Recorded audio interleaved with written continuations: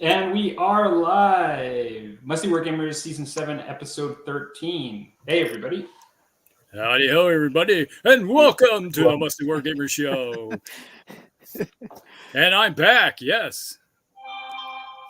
Yeah, that's a surprise. I didn't think you were going to make it this week. That should be down. Well, with Down the for the change count. of everything, I was supposed to be in the hospital right now, but things happened. You're just 5 kinds of tough. Yeah. They moved it up, what, about a week or 2 weeks? It was supposed to be on the 10th, and it happened. So 8 days, a little Wow. over a week. Yeah. So, yeah. So, how are you feeling? Well, you want me to just go into the dissertation Well, what we'll do is we'll do our normal thing. It just will start with you. So you can talk about, whatever. Okay. Well, to be honest, there hasn't been any hobby stuff really, other than on the table behind me. You see that I did the unboxing. Yeah. Watched it. Yeah. There you go. The Orcs and Goblins box set. My son picked that up for a whopping $116, I think. Yeah, it's a good deal. The 116 includes the Arcane Journal for the Orcs and Goblins too. So, oh, really? Yeah, he got that and everything else. But Some of that, were you using discount dollars that you gotten though, or was that actual? They had Right. it discounted, and then they discounted it again because they were having a sale this week, Oh my God. and so they had 25% off sale going on that day. Then he had Game Castle credit bucks to go with that. So which is like free money. So he was like, "Hey, I got everything, big money off." Yeah, that's awesome. Just a quick shout out. We got Mel and Clark in the house. And Hey, you can guys. see this big pile of white right there. That's a whole bunch of primed white goblins that back in the day before I started priming everything in black, they were primed in white. Oh, so those some old ones you had. Were they Oh, goodness. plastic? Yeah, the old plastic from the 4th gen box set. Oh my, monopose. Wow. Yeah, the old monopose, everything. Nice. That whole table behind me is all monopose stuff. Except for what's on the table over here is itty bitty little guys. Oh yeah. Little night goblins. Night Goblins, yeah. I There you got go. Pesky little things. about 40 of them sitting here, along with this guy. Oh, Doom Diver. Doom Diver, yeah. Doom Diver. Nice. Great stuff. Yeah, I got that Just- little guy. Pulling stuff out of your stash. Yeah. Pulling everything out of the stash just because most of my goblin stuff and orcs I used went with my Chaos Dwarves as my slave force. Okay. Really didn't play much just orcs and goblins. They were just Did you have hobgoblins? yeah, they were acting those as were hobgoblins and Yeah. that kind of stuff. So how much hobby stuff do you actually have, Rusty? Oh wait. Well, we're not there yet. We'll get there. We'll get there. Russ is like, hold me back. Hold me Oh, back. whoa. Well, Yeah. I think You we know can how probably much do a we whole got. show on what Rusty's got in his basement. oh, we could do a whole season. That could be a video. This is going to be more a verbal discussion. Verbal tonight. discussion. Yeah. So I did a little bit of that. I had my son. I had these not primed. I had my son prime them for me. Took him upstairs, took him out, and primed him because I can't carry anything more than 5 pounds right now. And to be honest, I was really pushing it tonight, carrying this little guy upstairs. There you go. Upstairs. Oh, some things are worth it though. Yeah, something a little heavy. I need a little anesthesia because I'm not taking any drugs. So- Natural anesthesia. Natural anesthesia. It's all natural. It's all natural product. So did your son? Are you painting that stuff for your son, or He's good. Says he's going to be tomorrow. Start putting it together okay? because he has Fridays off. So he's going to start figuring out, he's got there's an app now for the Old World app. He just sent it to me. I'll share it with you guys, where you can army build your Old World stuff. Oh, okay. Yeah. And so he's going to look at that, figure out how he wants it, put together. Nice. We got Chris from Welcome Back Games in the house. Hey, Chris. Hey. So talking about the difference of why I was supposed to be in the hospital right now, but I'm not. I got a phone call on the Monday from the hospital or the doctor's office that can you come in tomorrow, which would have been the 2nd. And I was like, well, yeah, I got nothing on my schedule other than the chiro appointment, which I can say, hey, I'm going to go get carved up. They go, and they said, well, we had a cancellation. We got an opening. Can you come in? And I was like, it's going to be your surgery will be at 11 a.m. in the morning, and you got to be in by 9 a.m. And I was like, okay. I was just thinking, well, did somebody just go, die, or did they not pass their pre-op check and then got kicked back? So I figure it was probably just missing their pre-op check and couldn't do the operation. So I got bumped up. Nice. So Rob, Tankmaster, Rob joined us too. Oh, okay. And it's got a lot of folks coming in. It's awesome. Howdy ho. So I got that moved up on me. So I went in on Tuesday, had my surgery, got carved up, was on the table about a little over 3.5 hours.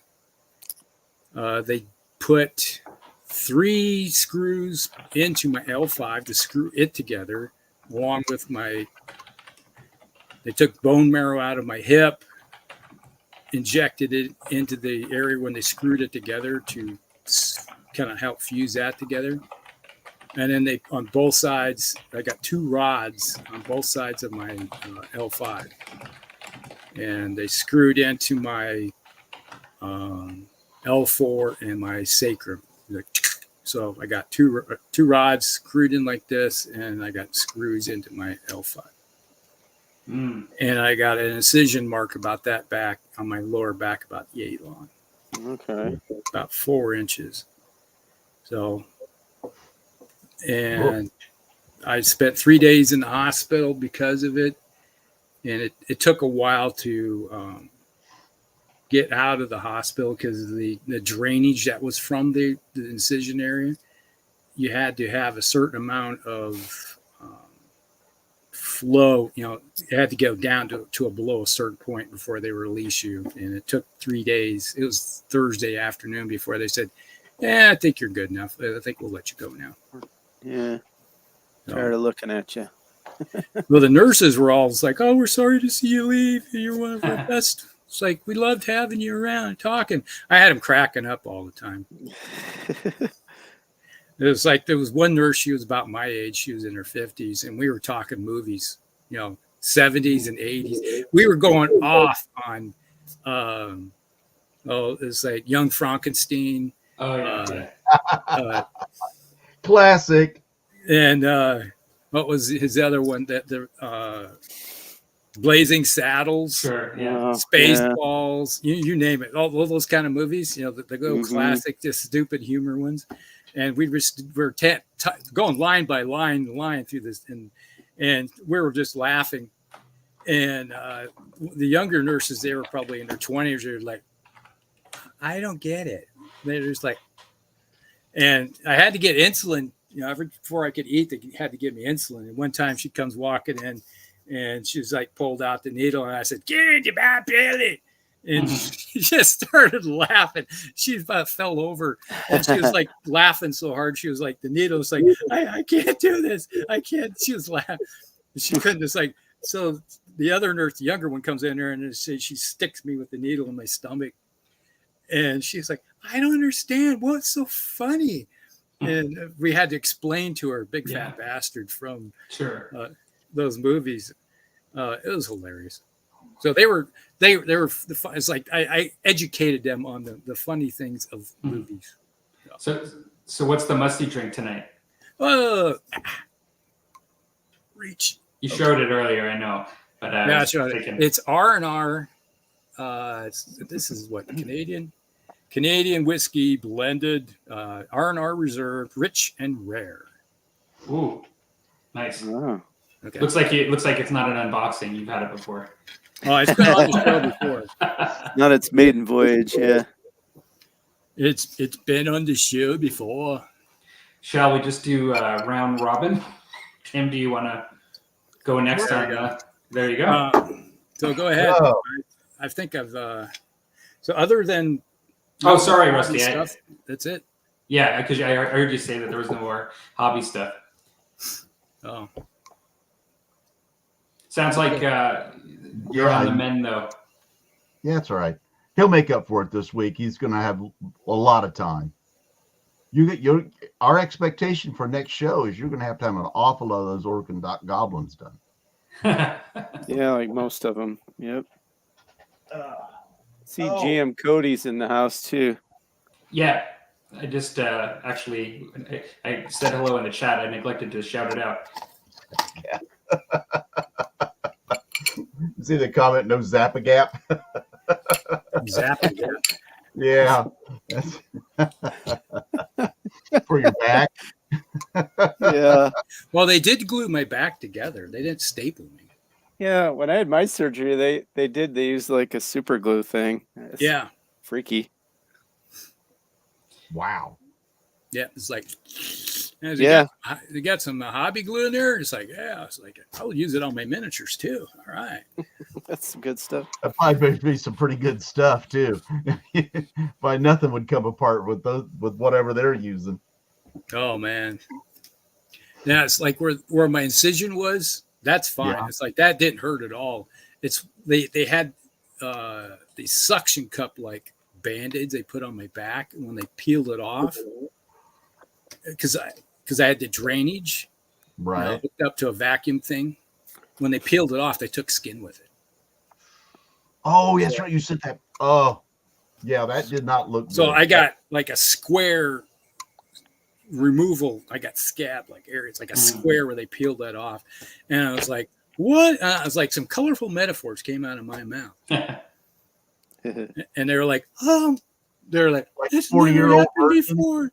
Like with Steve Carell when they were waxing his chest. Yeah, practically, yeah.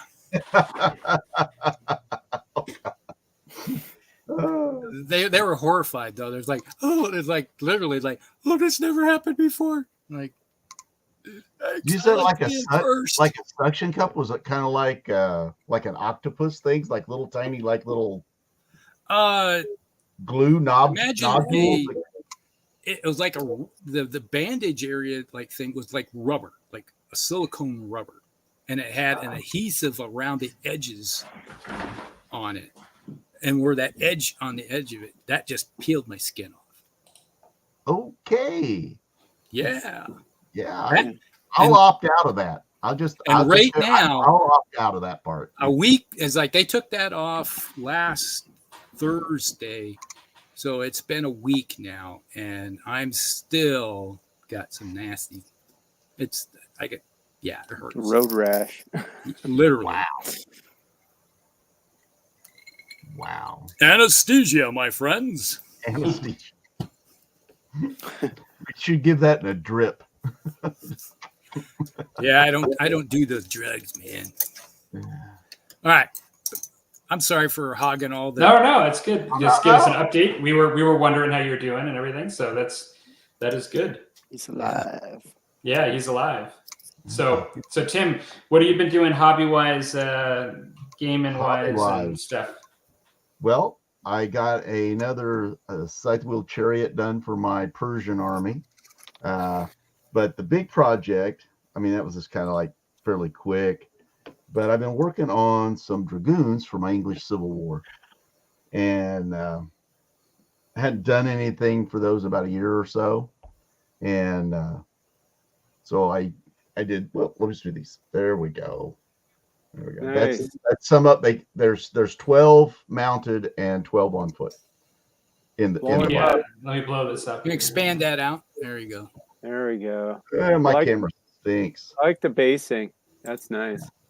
I'm going to show the cavalry now. They can see the cavalry models a little bit better. I don't know if I can do this without dropping them all, but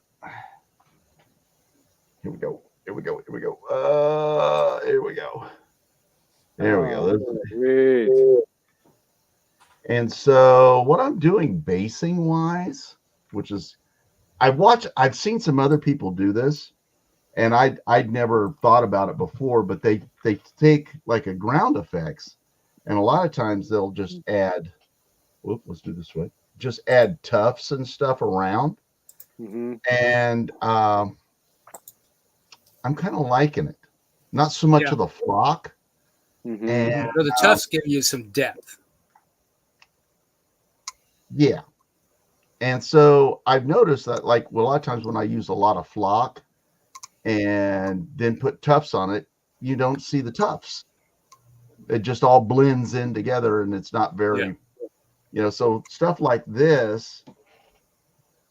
And then here's the standard bearer and his little, we got some questions on their miniatures from the chat. Besides folks, Chris and GM Cody saying looks great. Rob says, are they like 42 millimeter?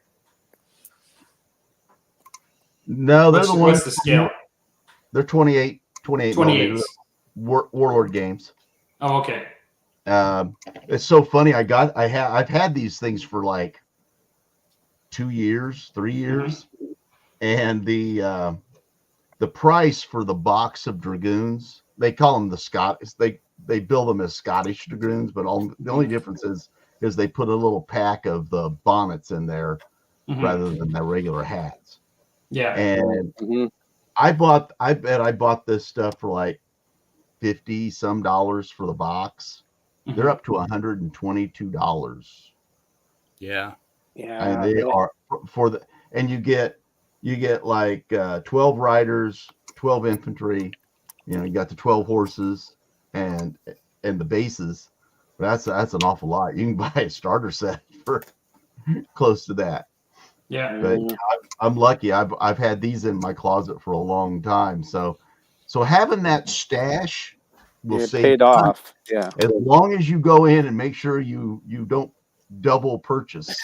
Which I've done in the past because I failed to check my stash and go, oh, I guess I already had 2 of those and went ahead and bought more.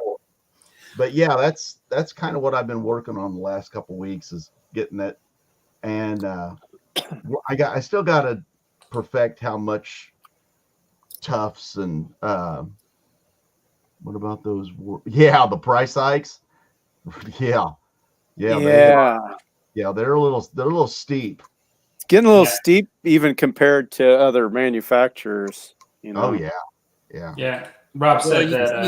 You think how and what I did like, they give you duplicate banners so you can do it both mounted and on foot. So you have the guys on foot and mounted. So, I mean, that's nice, but I don't know if it's $122 a box. Nice. Yeah. And besides that, I'm just not thrilled with those sculpts. They're just very old and they're old sculpts. Yeah. And paint up nice though. I like what you did. Well, when I first started on them, I really wanted to pull my hair out. I really did. Okay. Oh, sorry. I already have. So I wanted to scratch my eyeballs out for picking this. I've done those before too. You've painted a lot of them, Palmer. That's right. Telltale signs. But I did the infantry just on little 25 millimeter rounds, so I can have them like pull them off because they are dragoons. They can like skirmish and that kind of stuff. So sure, I like doing that. But like moving them around on the tabletop, I'd rather have them on like a little base, little strip of 6. Yeah, so move them around, that sort of thing. I just think about 5 years ago when Dan and I started getting into AWI. Yeah. And I think I spent maybe $100 on all my AWI stuff back then. Mm-hmm.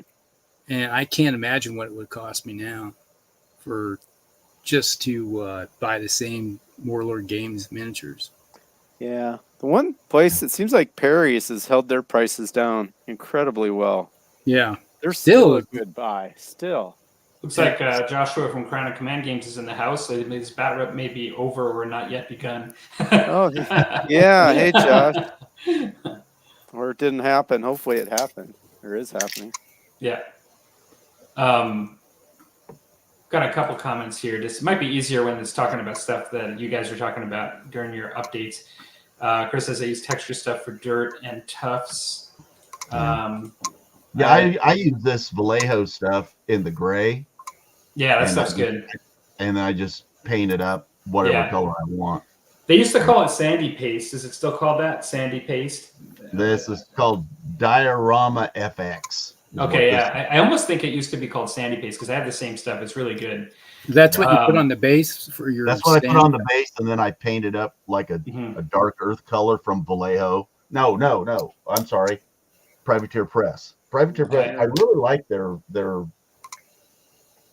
battlefield earth color. It's really a darkish, almost a black brown color. But I have ordered, just for fun, I ordered the earth color of this Vallejo stuff. I've had the mud before. As a matter of fact, I did a baggage train for my English Civil War, and I have that on that sort of dark mud ground effects, and I really like the way that turned out. So I got some of the lighter brown just to try out some of this basing method to see if I like it. I'm kind of liking this. So you don't have all that, even though I put like a sealant on it, that flock stuff still comes off. I mean, yeah, I don't know. I'm kind of liking the way this looks, and I didn't come up with it. I've seen other guys have their armies based this way. Actually, I think it was it Martin from Seventh Son? He like some of his English Civil War stuff is done that way, where he's just got like tufts of grass, and then he has this smooth paste earth tone, and that's where I kind of got the inspiration to do it from. Yeah, cool. So that's pretty awesome. Yeah. That's why you watch a lot of videos. Yeah. So I'm going to quickly go through some comments before we get to you, Dan, just because we're getting behind. Let's see. Chris says, I just double purchased U.S. Army infantry for NAM, and then a bit of an update there. Warlord is getting up towards GW, says Chris. Joshua's jumped in the house.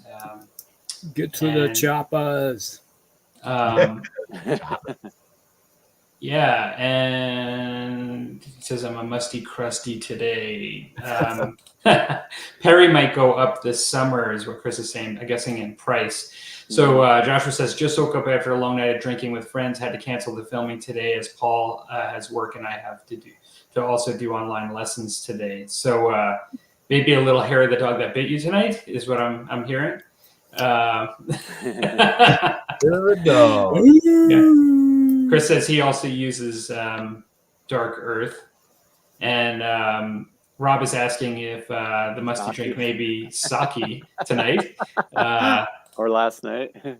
Great to see you at the painting table, Rusty, because of course, and Rusty you'll see at the beginning of the show, he did a bit of an update on his surgery and just kind of let us know what's going on. And I use Martin's desert basing techniques, says Chris.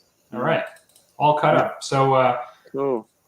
I know. I feel like I'm a little bit of the school teacher here with getting our comments in and moving us along. Somebody's got to be the adult. So Dan, what's going on with your hobbying stuff? And also, I may have to break my rule about sharing my musty drink when it's my turn because I'm starting to get thirsty. I'll be brief. I'll be brief for you. Dan, what's going on with you? Well, strangely, I actually I played a game. Actually, to be honest. Actually, I'm going to zoom in. Tell us now. This Say more. This is exciting. I kid you not. We had to look back in pictures on my phone. The last bolt action game, the last tabletop miniature game I played was something like the 3rd of August last year. And my buddy Mark, that lives like 20 minutes from me, he got kind of a wild hair and reached out, and the planets aligned. And so last Saturday he came over. We haven't seen each other since then either. We just, through text, we've kept in touch. But anyway, so we caught up a little bit, and then got halfway through a bolt action game on the table over this way. Nice. And having a great time with that. And strangely, he could come back this Sunday to finish. So we left it set up. All right. So that was pretty awesome. Yeah, and it's kind of cool because my table is where the computer is sitting right now. So I've got a 4x8 sheet of plywood. And actually, the cool thing about it is it's the table that my dad built for my brother and I when we would have been about 8 or 9 years old for a train layout. And yeah, and then so then when we got older, my older brother was into the trains. He kept the train stuff, but he didn't have a space for the table, and he was going to make his own layout anyway. And then when I started getting kind of into the miniature thing back in 2000 or so, then they said, hey, and it all on bolts. And so I just moved it into my basement. And anyway, and since I can leave it set up all the time, the table is still set up with a Normandy. I don't know if I turn this, I don't know if I'll be able to show it. Let's see. Yeah. This is on my stupid laptop. There's the stool. That looks familiar. Oh yeah, there we go. There's our. Nice. Let me blow this up. Hang on here. Right. There we go. Oh, there we go. Yeah, awesome. There's our setup, and I've got a bunch of overhead lights that I turn on when we play. But anyway, so I had it all set up from when we played last August. And then I've got just a bed sheet that I throw over it so it doesn't get full of dust and stuff. Yeah. And it was kind of funny because I haven't seen it since then, it's just covered with a bed sheet. And I've got a bunch of, I think they're Captain Morgan glass that I set on there to sort of tint it, so that it doesn't knock all the trees and everything over. And then, and then I just lay the sheet over it. But when I pulled it off, I was like, dang, that looks pretty cool. I hadn't seen it, and all the stuff's just under there. But so that was pretty awesome. So that I was excited to get that, and we decided we were just going to take our time because he's like, I think I'm free next Sunday too.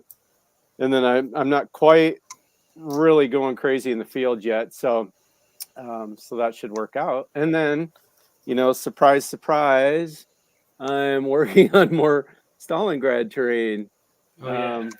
Which super, I don't know if it helps if I turn this off. It's not so washed out, but so it's coming along.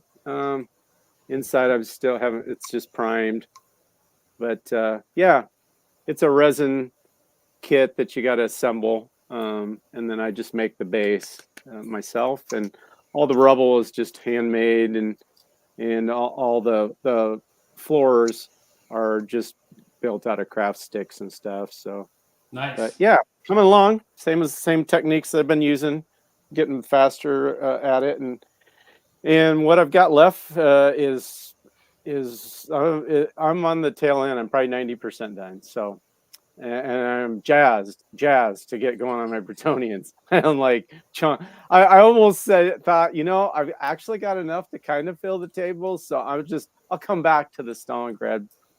But you know how that is. So I'm just gonna power it through. I'm enjoying it, but I'm just get one project done before starting the next. Yeah, because otherwise that's just gonna linger. The remaining stuff will get thrown in a box, and I may do it sometime, but just will get it done. That was my goal, but I haven't painted miniatures in so long, and I'm itching to do it. So awesome. That's been me. Cool. Well, I'll do a couple comments here just to get caught up here. So Josh says, Jangmaster, I didn't know, but we drank a 1.8 liter bottle last night, which ended up with the food in the toilet bowl this morning. Oh, okay. I didn't mean for that to be spoken, Palmer. I'll never learn. Yeah, there we go. And yeah, played with the new buildings. Sounds like well, no, actually, those are your older buildings, right? That you used. Yeah, that's all my old Normandy setup, yeah. stuff. None of that was new on the table there. Yeah. Josh says nice acoustics in the new office there at Heresy Productions. It might be so. This is my wife's office, and it's kind of empty. Is it really echoey? Is that what it is? Or Yeah, it's okay. a little echoey. Well, it'll be. I don't know if I'll ever be in here again, but I'll be in my hobby room in the near future. I'm in the house that the hobby room is in again, but it's a disaster, and we're still moving in. So this is the only place I could. And I just got internet today, like literally just got internet in this place, and this was the room it was set up in. So yeah, that's why it's so empty. And even actually, speaking of looking around, like I have all these, like those are the only shelves there. They're empty bookshelves, and then it's just a really big empty room right now. That's why it's so echoey. And then awesome setup, Dan, and great to hear you playing Bolt Action again. And Dan, if you put any signage on those, do your grout first, or those painted signage, or do you grout first, or put the painted signage and then grout over it? As of now, I'm not really planning to put any on these, just because it's not really, at least in the photos I've seen, not very iconic for Stalingrad. You'd see that kind of stuff in France quite a bit. So, but you could do it on these, and what I would do would go ahead and just grout it, and then I'd put it over the top, because the signage would have been painted on top of, and and then whether you use paper, even is what I've done for my Normandy buildings, and then just use, just soak them in glue, and it sucks it right in. It looks like it's, like it was painted on. If that's your question, Rob, that's how I would definitely do it. All right. Well, I don't have a lot to, so I'll get us caught up quickly. I'm going to start with my musty drink, just because I've been wanting to open this. But I've got I never had this before, but this is a Calgary brewery, and they actually make a Mexican lager. And so I'm trying one. I've actually had one of these that makes like under third from the 6-pack. But and so I normally drink out of a glass, but I actually don't have a glass to actually pour it Times into. are tough. Yeah, no, nothing is unpacked here, really. You have to just go full barbarian. Out of a can? What's that? Said you're living like a savage. Yeah. Yeah, drinking out of a can like a barbarian. Speaking of savages, be crushing the cans on his forehead. Speaking of savages, I did put what I've been working on is just to finish up. It took forever, but just to finish up my test models and doing that group of 10 with the shaman and the savage orcs. And that'll be the next thing I do, is just go back to those, like I kind of talked about in a recent video. I did get my pre-orders in. I got 2 boxes for Orcs and Goblins stuff from GW. It's been so long since I've ordered from GW. I didn't even remember like what to expect, how to do it. And certainly I've never ordered a pre-order before. And so that was kind of interesting. But I'll put that stuff up on a video. I was going to do a video today at the apartment of it. And then I realized, what did I realize? That the internet was turned off. I just got back from putting the video internet on here. And I literally brought my boxes from GW back to the apartment, or the rental. And I was getting ready to do a video to post up for later. And then I'm like, oh, I don't have internet here, like, or anything, like, you know what I mean? And so I was like, forget it. I just brought them back.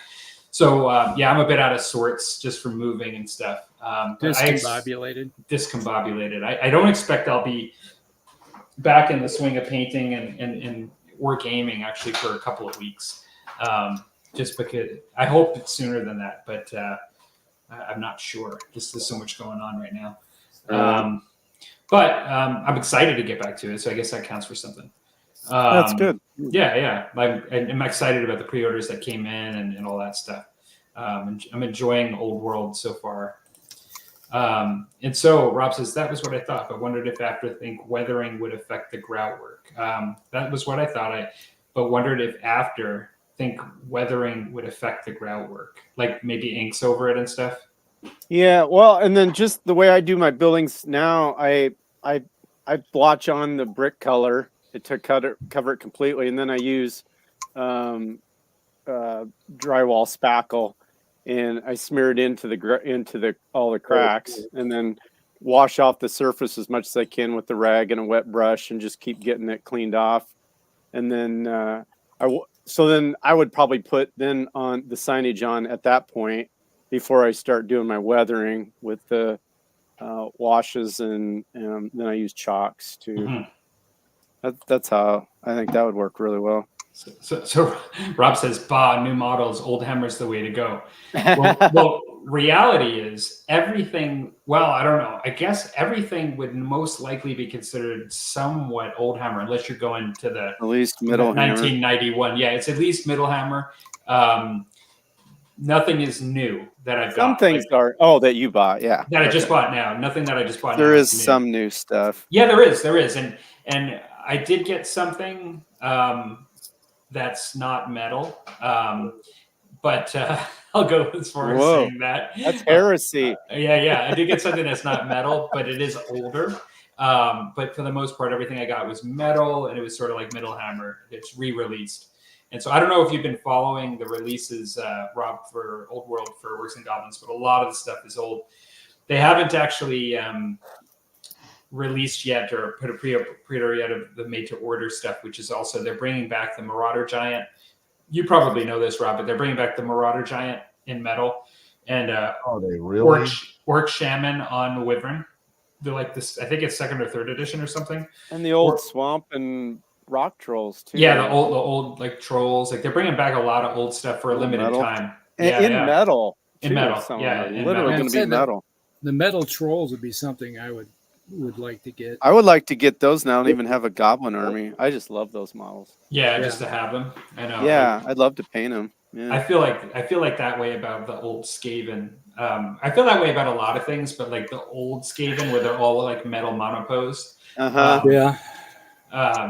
I kind of like those all lined up and ranked up. They look so cool. Yep. Unfortunately, nowadays, to get a whole metal Skaven army to actually 2,000 points, you're like, well, let's see how many Ks do I have to put into this. Yeah, Rob says the Middle Hammer Giant is getting cast in resin. Now I have that one in metal already, but you're right. Like they have a number of things that they are changing like that.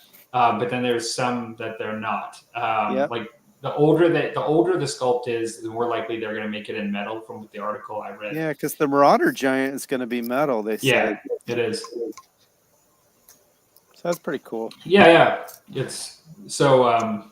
That's about it, I guess. For me, I'm trying to think of anything else. Nothing too much else going on. So. Just a lot of Warhammer Fantasy that I want to do that I'm not right now because moving. So. Oh, sorry, Dan. No, not nothing. That's good. Okay.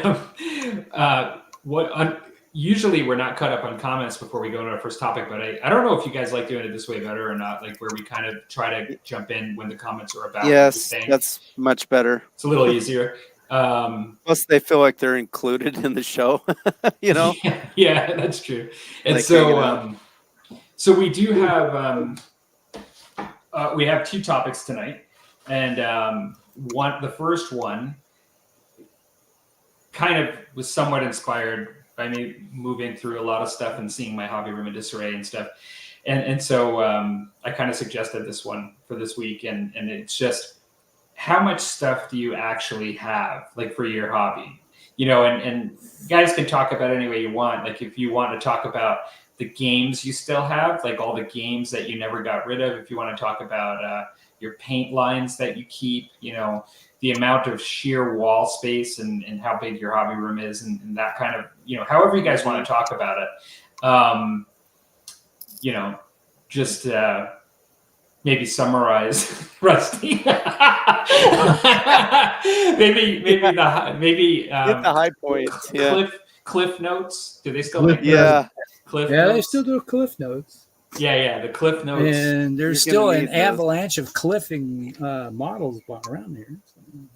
How do you guys want to do this? Do you want to go first, Rusty? Since we'll see if there's time left when Rusty's done. That's true, right?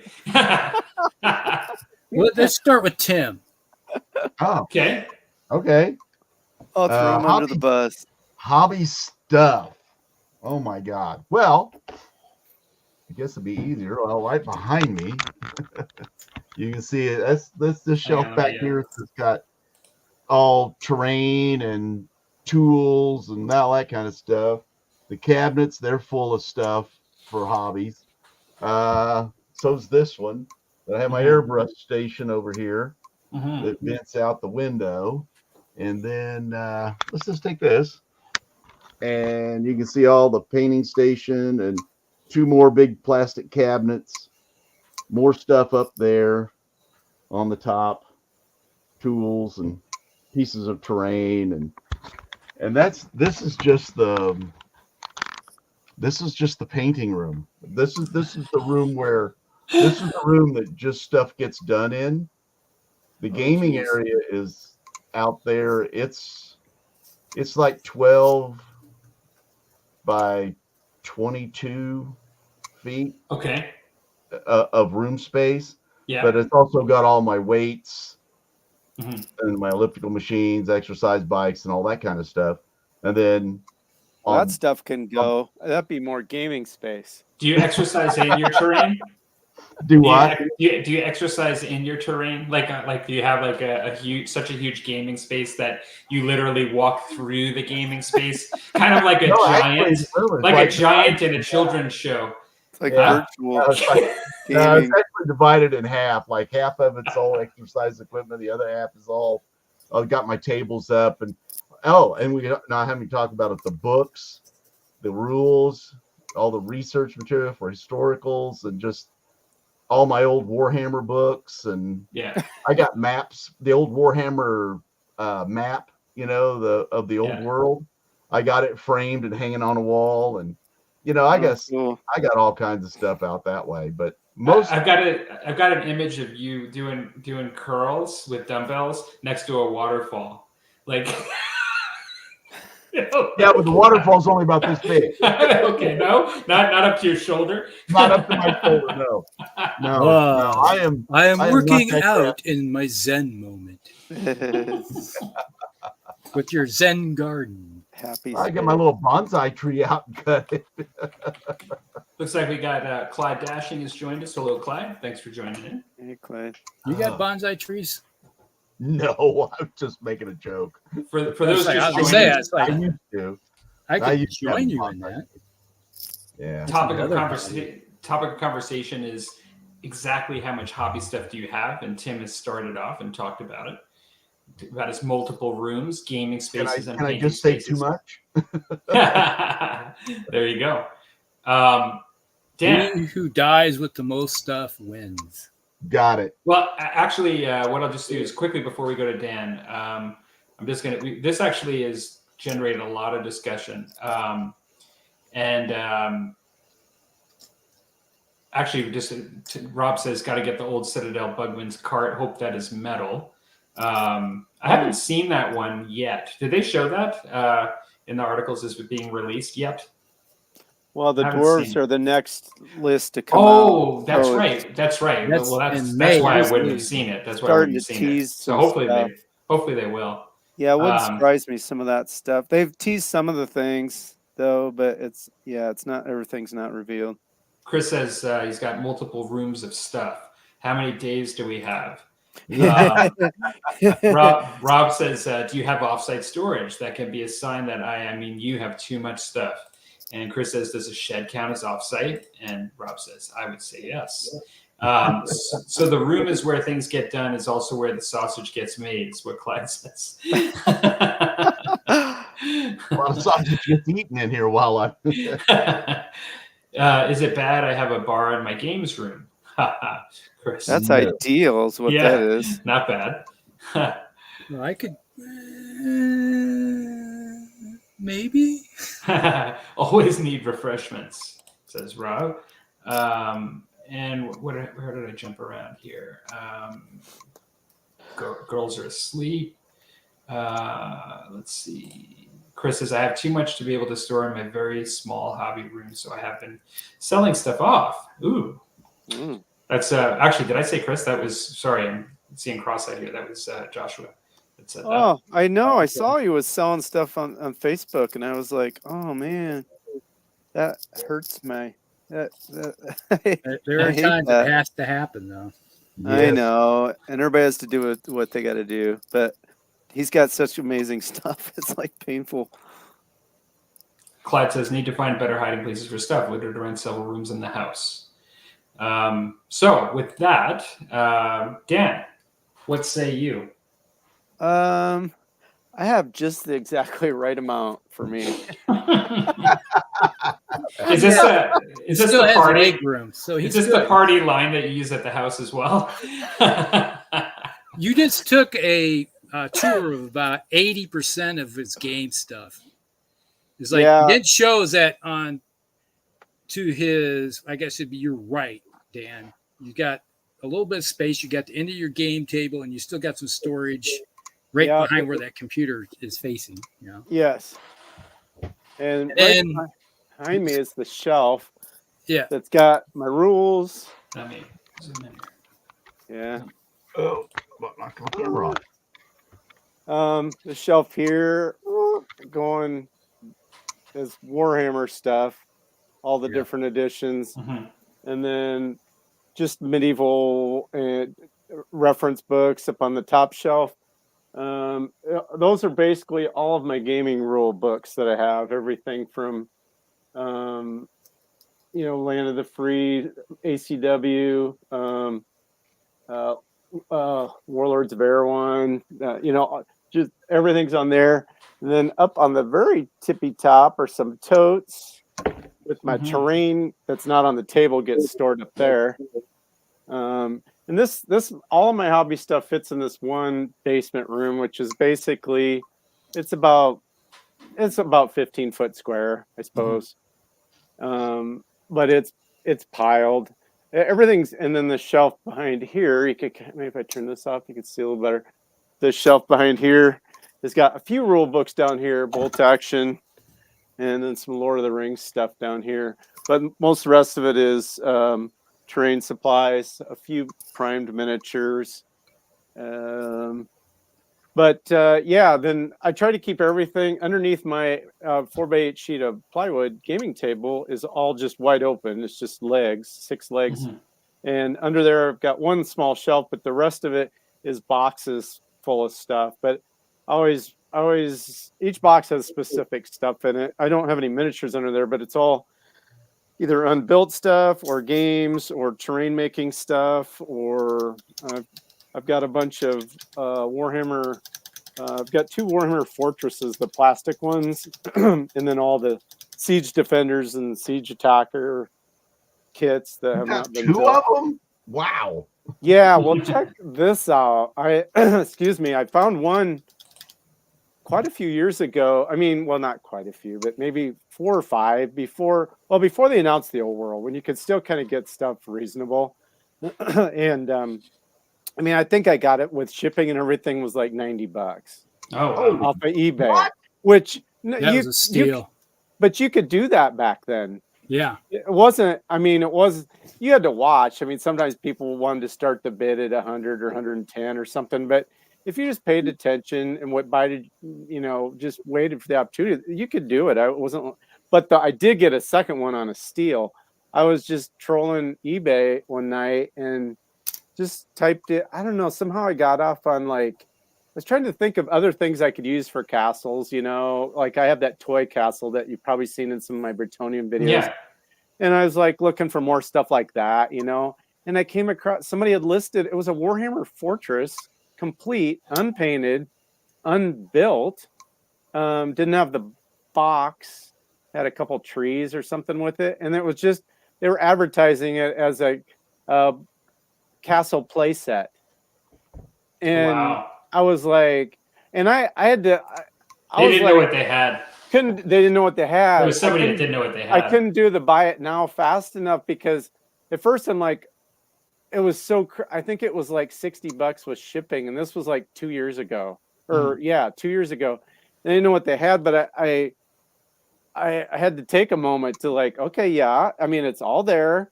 and this is all legit, and it's in the U.S. You know, I had to, because I was like, this is unheard of.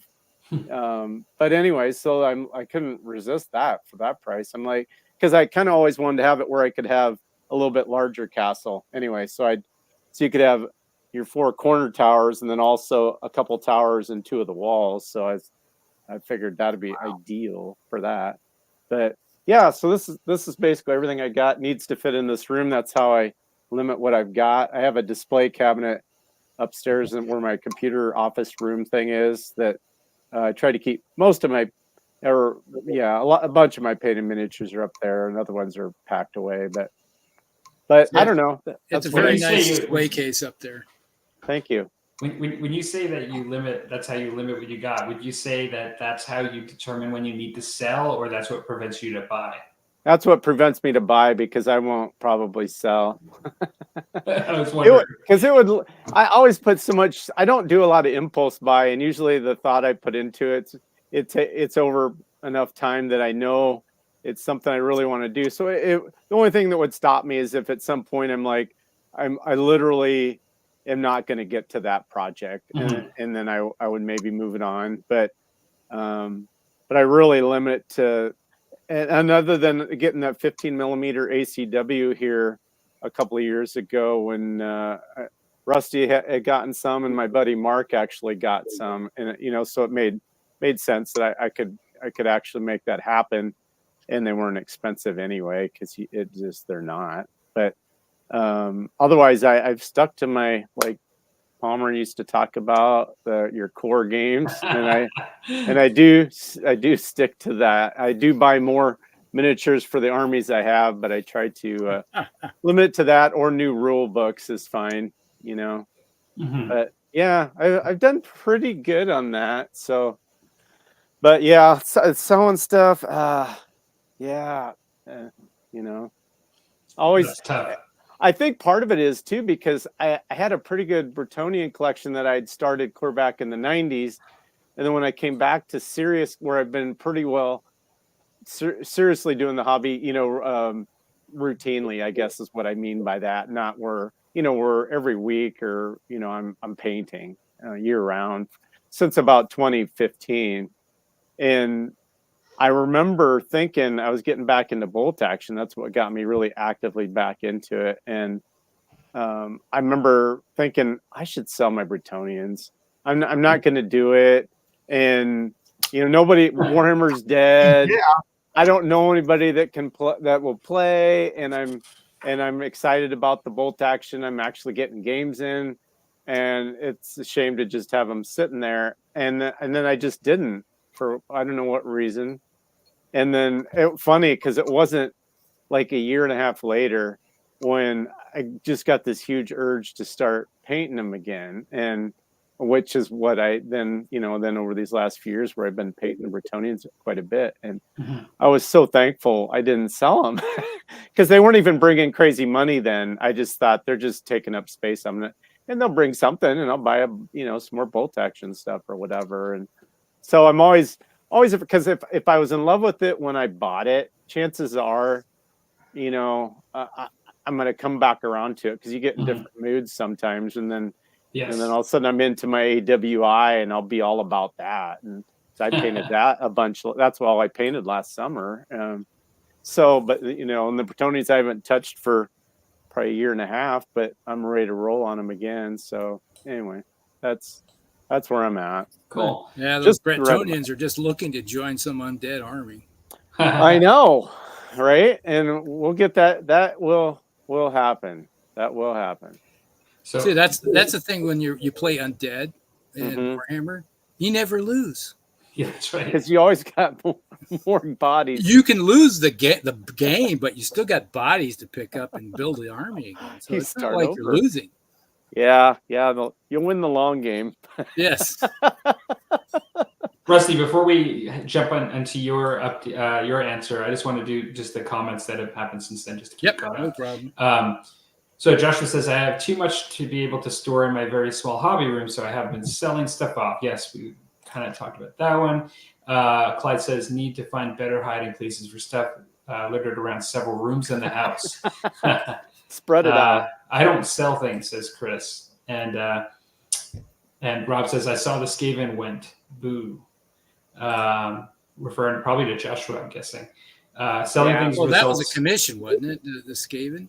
No, I think he sold just his own personal Skaven army. Well, if it wasn't a very big section. It was like 500 points, maybe. Yeah, but they were all old stuff. Yeah, you look at that. I was like I look at Skaven stuff all the time, and a single metal Skaven model is going for $15 to $25. It's crazy.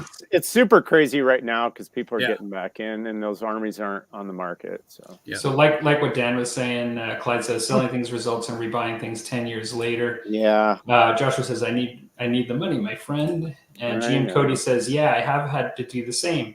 I just simply do not have the space, yet I keep adding things. Also does not help when you have multiple collections. Yes. Who has those? Good answer, Dan, to the perfect sized amount of stuff. The farmer shoveling manure. What a shock. He's not wrong. It never ends. Dan and Rusty live in gaming spaces with that much space. You guys are living the dream. Dan needs more books. Joshua says, going to have enough books. That's. I still have the Attackers set on bubble wrap that you sent me, Dan. And thank you, my friend, for that. Paul has the Defender set, so a Siege Battle report is on the list of videos to make. Oh, I'd love to see that. Yeah, that'd be awesome. Yeah, because I actually sent the castle and then the Siege Attacker and Siege Defender to Josh in exchange for a nice lot of undead, because that was the other army that I wanted to do for Warhammer Fantasy, and so that was our trade. Which undead is that? The vampire counts? No, it's a lot of his stuff is even like 4th edition. It's 4th and 5th edition. The stuff he okay, so the undead, the actual undead before vampire counts. Yeah. Okay. Yeah. Which a large chunk of my stuff is just the 4th edition undead. Oh man, good stuff. Core rule set, Dan. Anything I might sell are my only thing I might sell are my Flames of War, but I'd probably regret it a few years later and have to get them again. Yeah, it's just unless you have to. Yeah. And to wrap it up here, Joshua says the Skaven army was mine, made 2,000 points army easy. Oh, okay. Yeah, and I have so many books, especially Osprey books, says Chris. Oh, I got Osprey books. Like I got Osprey books. I got 5 tier. They're 48 inches wide. They're 36 inches deep, and it's all full of nothing but Osprey books. And you can go deep into Osprey because they have everything. Yeah. I have quite a few. Not like that though.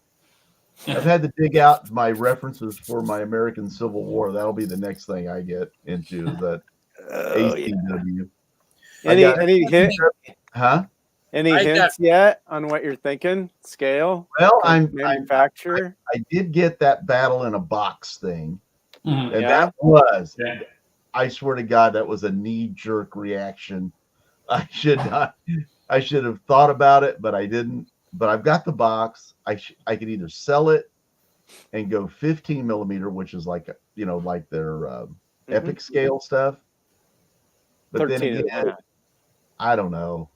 I do like the way 28 looks on the table, but it's easier to paint on the eyes as you get older. 28s are? Yeah. All you need is more magnification. That's what I use, reading glasses. What? I didn't think, baby. These things are thick. I don't know if you can see how just thick those things are. How do you see through that?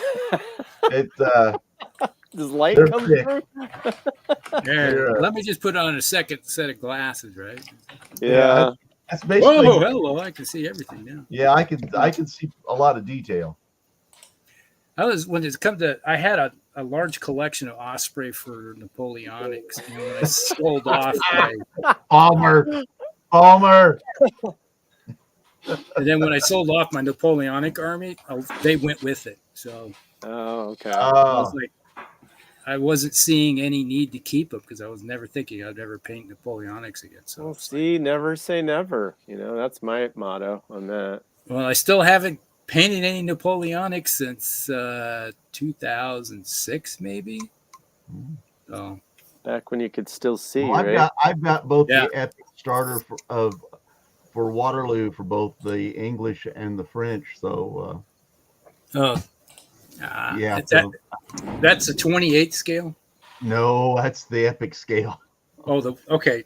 I have Jesse and I last fall were really seriously thinking about buying both those boxes just to get into Napoleonics again. Like, I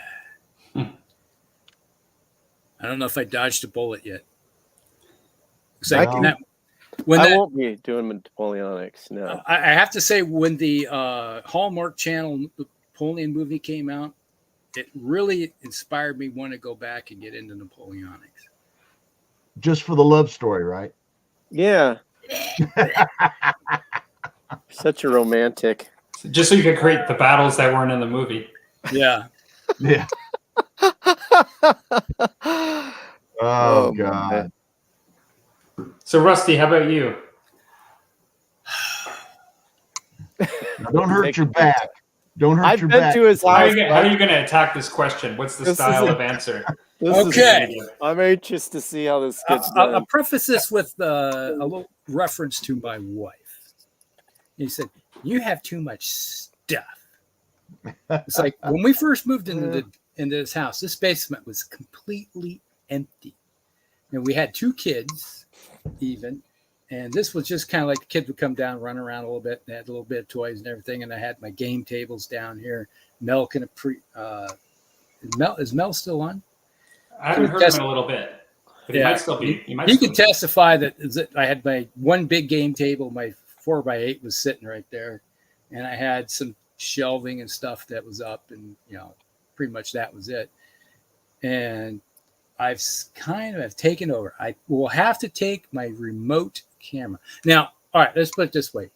I think 5 or 6 years ago, I did a tour of my space, and just to show off my transporting of all my tubs and everything like that. All right, let's see if I can get this off here. All right, I'm going to have to walking tour. Do a little walking tour. All right. All right. You see that? Oh, there's one of my bucks that I shot. Okay. You see, these are all Plano tackle boxes. Full. That's a lot of bottles there, Rusty. A lot of bottles. It's like you also say you have to have a bar in your gaming area. That's the bar in the gaming area. Oh, the painkillers. It's a musty bar. Musty bar. That's the musty bar. It's got some scotch. It's got mostly scotch. Yeah, I got 1, 2, 3, 3 big bottles of scotch. I got a little bit of that's tequila, whatever it is, and vodka. So. Just in case. All right. Let's get this right. You got your priorities straight. There you go. And then it's like, if you're into sci-fi, there's my Expanse poster. That's a big stack of. You're talking about unopened boxes of miniatures from back in the day. There's a whole stack of them back there, just stacked to the gills up to the wall. All right, so those are all miniatures, all painted up. You see, that is Epic Games. There's 15 mil games right there. That's the medievals, ancients. 40K Epic. There's some bolt action stuff right there.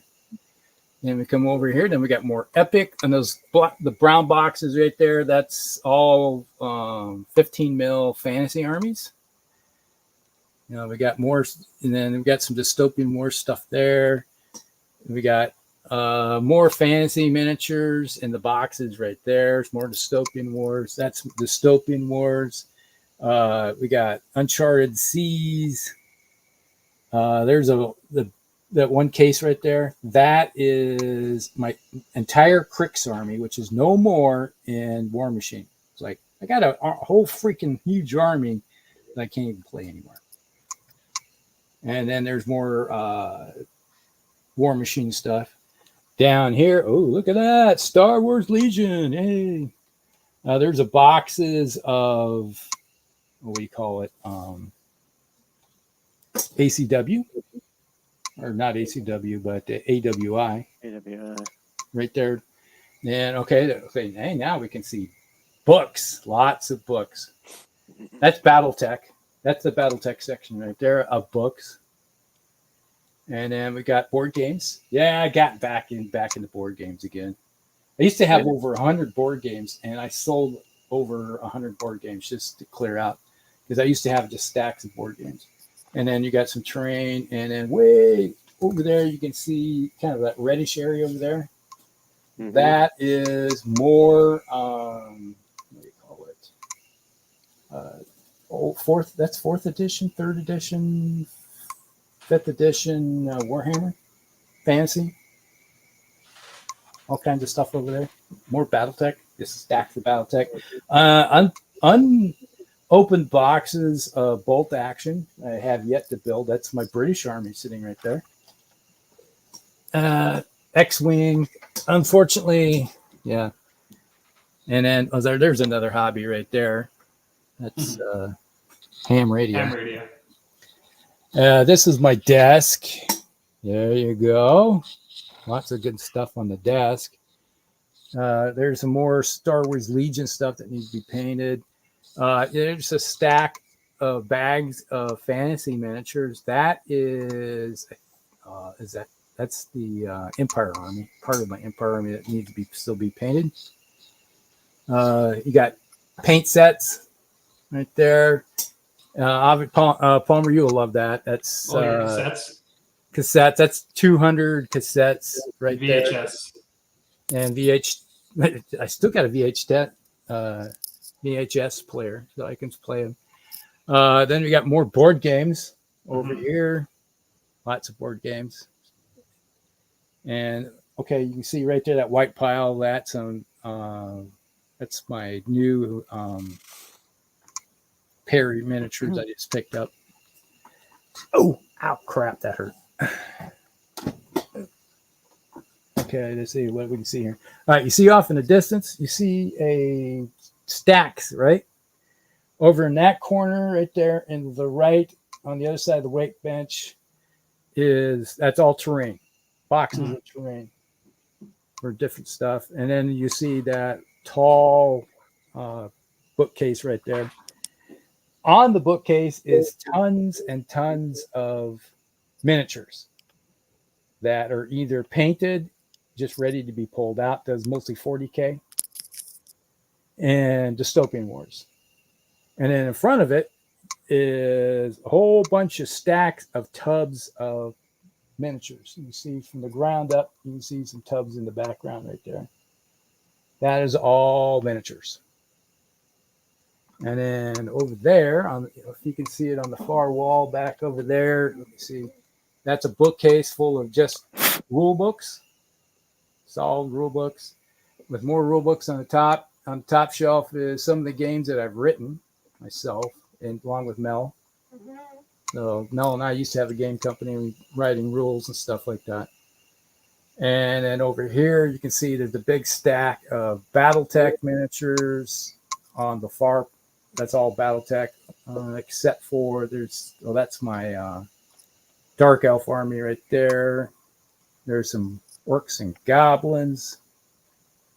And then you see a tub of undead there. Then right here, there's more. Right there, you can see there's more tub. That's on the other side. There's on top of my weight bench is more tubs of miniatures that are either painted or half painted or assembled, just ready to be painted. Of Chaos Dwarves and Skaven. That's a ton of Skaven. Now, you see the little lighted room on the back where that fan is? Mm-hmm. That's another room stacked to the gills with gaming stuff. Yes, I've been in there. You're not wrong. And I did a little bit of remodeling since the last time you've seen that room. Okay. It is also where I keep a lot of my plants too that come in during the summer. We won't talk too much about those. Yeah, the grow lights and that. Yeah. Just kidding. That another what do you call Can't it? deal with that back pain somehow. Rusty's like with his water gun. My bonsai trees. I have Your pineapple? yes, Spring. actually my pineapple's in there. Yeah, I got 2 pineapples. I got a baobab tree. Yep. And let's see, what else do I have in there? I got, 1, 2, 3, 4, 5, 6 hibiscus plants, big giant ones I put out. And I have 4 fig trees, which I leave out during the winter time. And then about January, I bring them in because when it starts getting too cold, they come in the house. I gotcha. And then I got a bunch. I got azaleas and yeah, a lot of what do you call them? Succulents. Like they're semi kind of succulents. They're kind of bonsai-ish. Okay. Oh. And then outside I got some bonsai trees too. So would you say, Russ, do you have just the right amount of stuff for you? Or do you think you need a little bit more?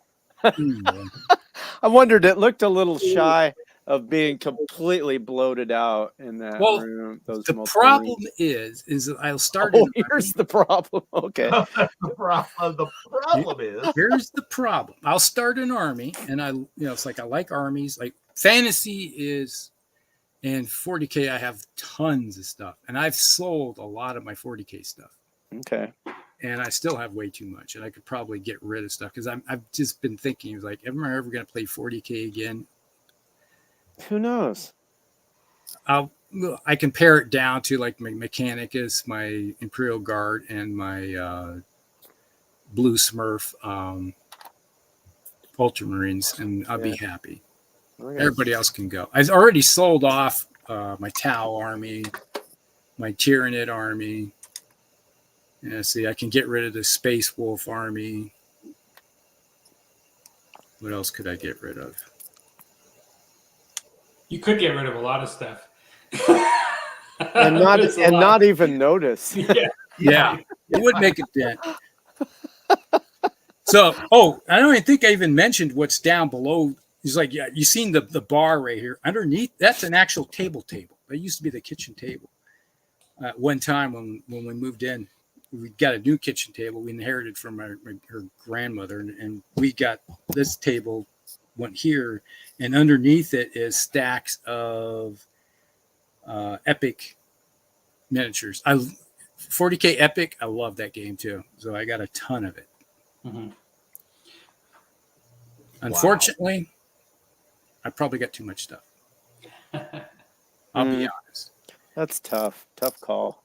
Well, Chris says, sounds like my bookcase when you were talking about your stuff. Joshua says, would love to see your Osprey collection, Tim. Perhaps a video for the future, Tim. I have to take the camera and stuff out that way.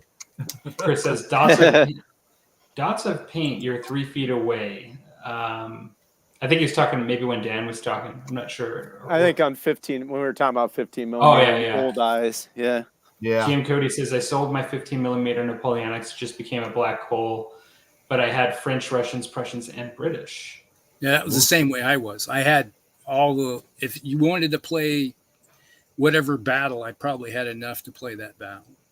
Chris says they just announced Epic Punic Wars today. That's interesting. Ooh. I missed that. Oh boy. The Musty Bar is open when you were showing your bottle area. Your bars. GM Cody says, I want a game with Rusty. He knows how to do it. Yeah. Josh says, are you sure you don't use that liquor for washing your brushes, Rusty? It's like, that'd be a waste of good stuff. Boxes of minis improve insulation ratings of homes. This is true. Yeah, it's like I have an extra like R rating because the whole walls are all covered in boxes and stuff that keeps the cold out. Every time your wife says she's getting cold, you buy more miniatures. That's Yeah. right. All right. Books and more whiskey. Let's see here. Oh, the M1 Abrams that's on that wall right there. Yeah, that's was given to me by God. What the heck is it? He's a famous military artist. What the heck? I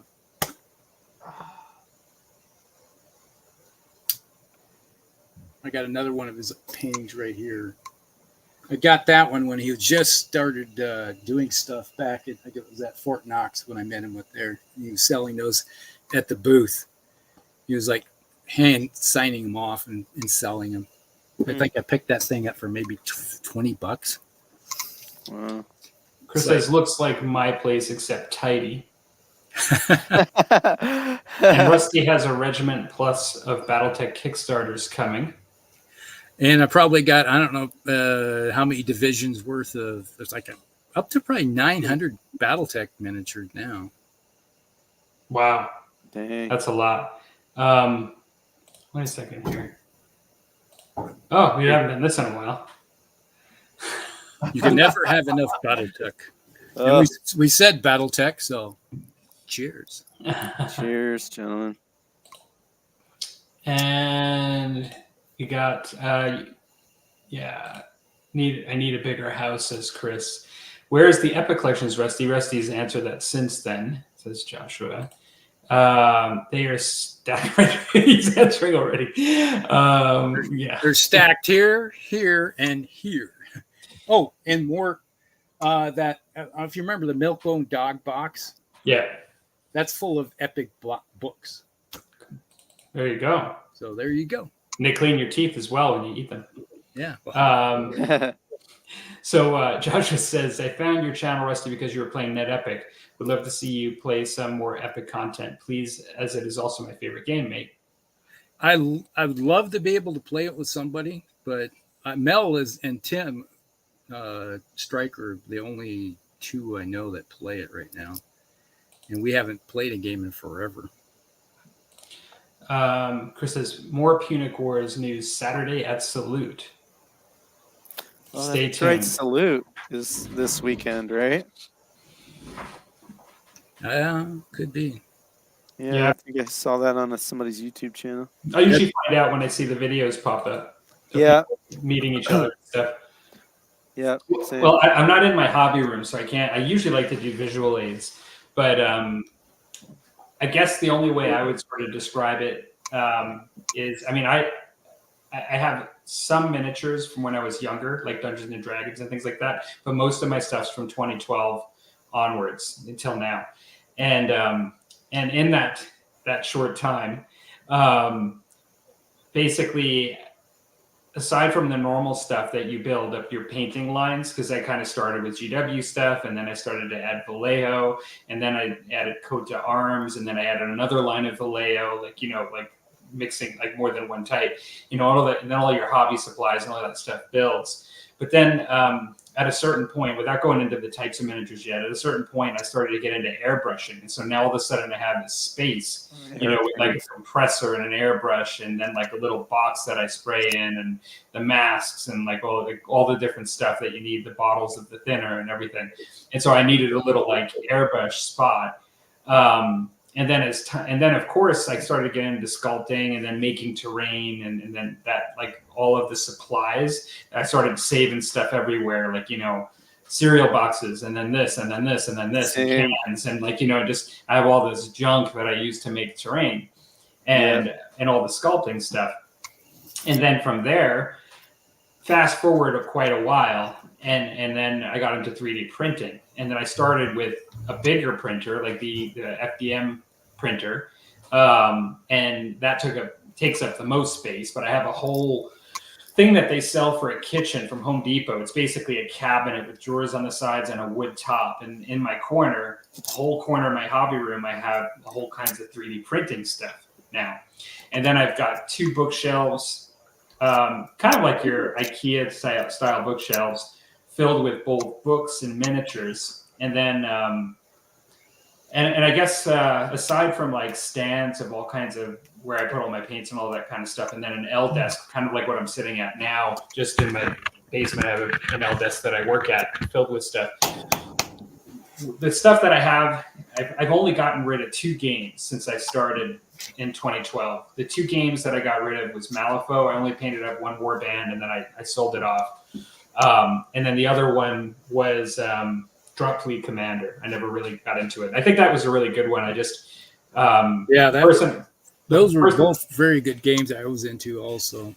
Yeah, I couldn't really get into Malifaux, but the Drop Zone I attribute to the fact that my friend that played it was sick for a while, and it just didn't work out. Like, we couldn't really get into it because for health reasons, he wasn't really gaming for a bit, and we just I kind of wanted to just move on to other things, and so I got rid of it. But those were only really starter sets; they weren't big collections. So Warhammer 40K, multiple armies, Eldar, Space Marines.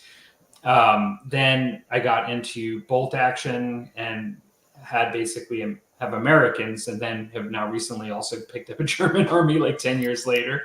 And then Musket and Tomahawks, collected 2 different company lines, both Warlord and Minden/Krantera, both French and British, and all of the Native Americans, like all the natives. And so I have a fairly sizable collection with that. Terrain for all of these games exists as well in bankers boxes stacked up, in the corner of the room, kind of like what we're talking about here. I have Saga. I have a fair bit of Saga, multiple armies for Saga that I still like the game, so I still keep it. A lot of space is taken up from Star Wars Armada, because I have my Rebel army that I have, but then I also have an Imperial that's all in the brand new boxes practically. They've not been opened, so they're all in like shelves, like not opened, because I haven't really played with them yet. I got them because I love the game, and I was like, in the future, when I have folks that are playing it again, like that I'll or even just to set it up both sides and introduce someone to it, that I'll have all that. I have X-Wing, first edition, tons of stuff for that. I have some smaller games that I've gotten into that still sort of take up space because I want to preserve them and don't want them to be damaged, but they're not as big of collections. And I'm not playing them as much. And one Savage Core, another is Twilight. I remember Savage Core when you got into that. Yeah, the pulp one. They just came out with another edition, actually, of the game. I've got, what did I mention? I've got Twilight, and there's another one, World of Twilight, Burrows and Badgers. So these are games that I have small war bands for, but then all the books and all the stuff that come along with it. I've recently got Test of Honor stuff that I have a smaller collection, but that I have for that too.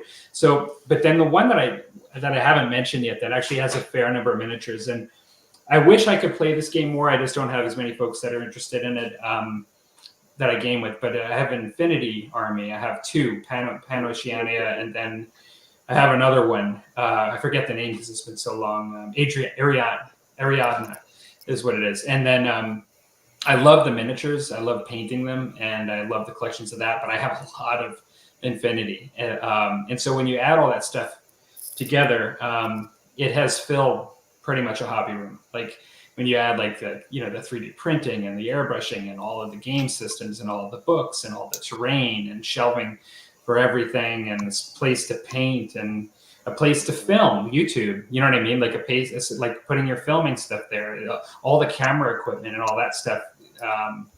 Just, it doesn't sound like a lot, but when you start having like odd shaped tripods and like all that kind of stuff, it ends up as a lot of space.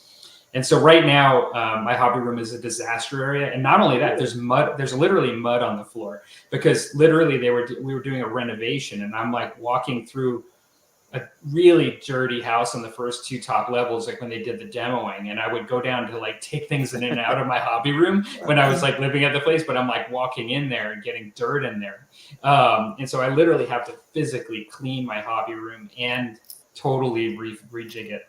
So that's kind of me where I'm at with what I've got. So also I have these tree canopies for French Indian War. I don't know if any of you remember those. Yep.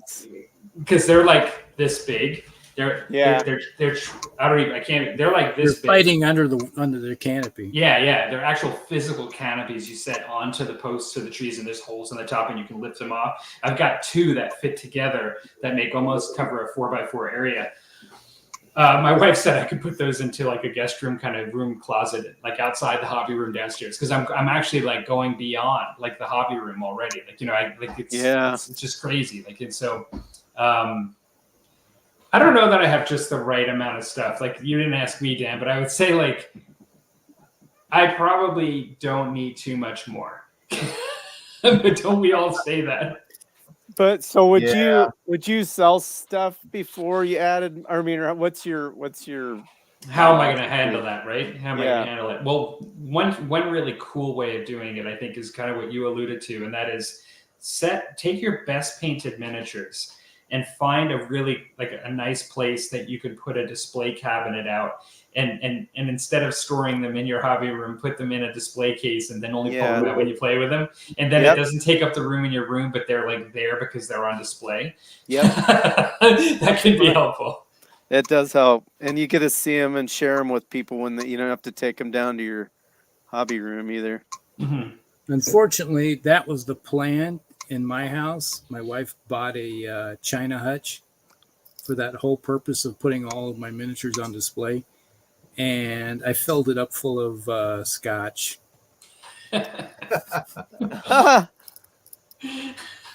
Make good choices. Well, it's not a bad idea. Is there mirrors in the back? It's like I have other stuff I got on display. It's like, hey, that's a 12-year-old right there. Looks like we got another person join. We got a Nerd's Nerd. Hey there. Oh, Hey. Just finishing up our first topic of the night of how much stuff do you actually have. And as I suspected, we do all have quite a bit. What I'm going to, for Rusty, that's a little bit of an understatement, but... Wait, what you trying to say there, Will? Wait, what? Quite a bit. But I do preface this. I don't have a problem selling stuff either, though.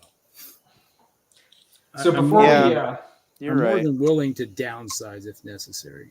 Yeah. And as I go through the comments, I wanted to use one of my latest ticker banners and for the next topic, I'll just keep that going for a bit. This is cutting edge stuff. As we're finishing our comments here, we can keep that in mind that we've got another one.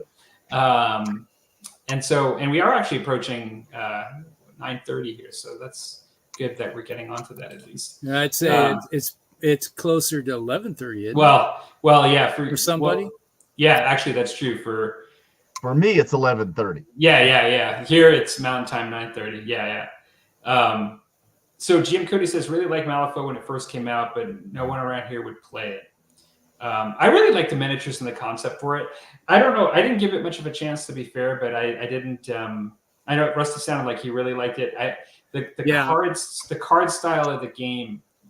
I like some games that use cards and wargaming, but that one, it didn't work. It wasn't what I was looking for at the time when I was looking at it.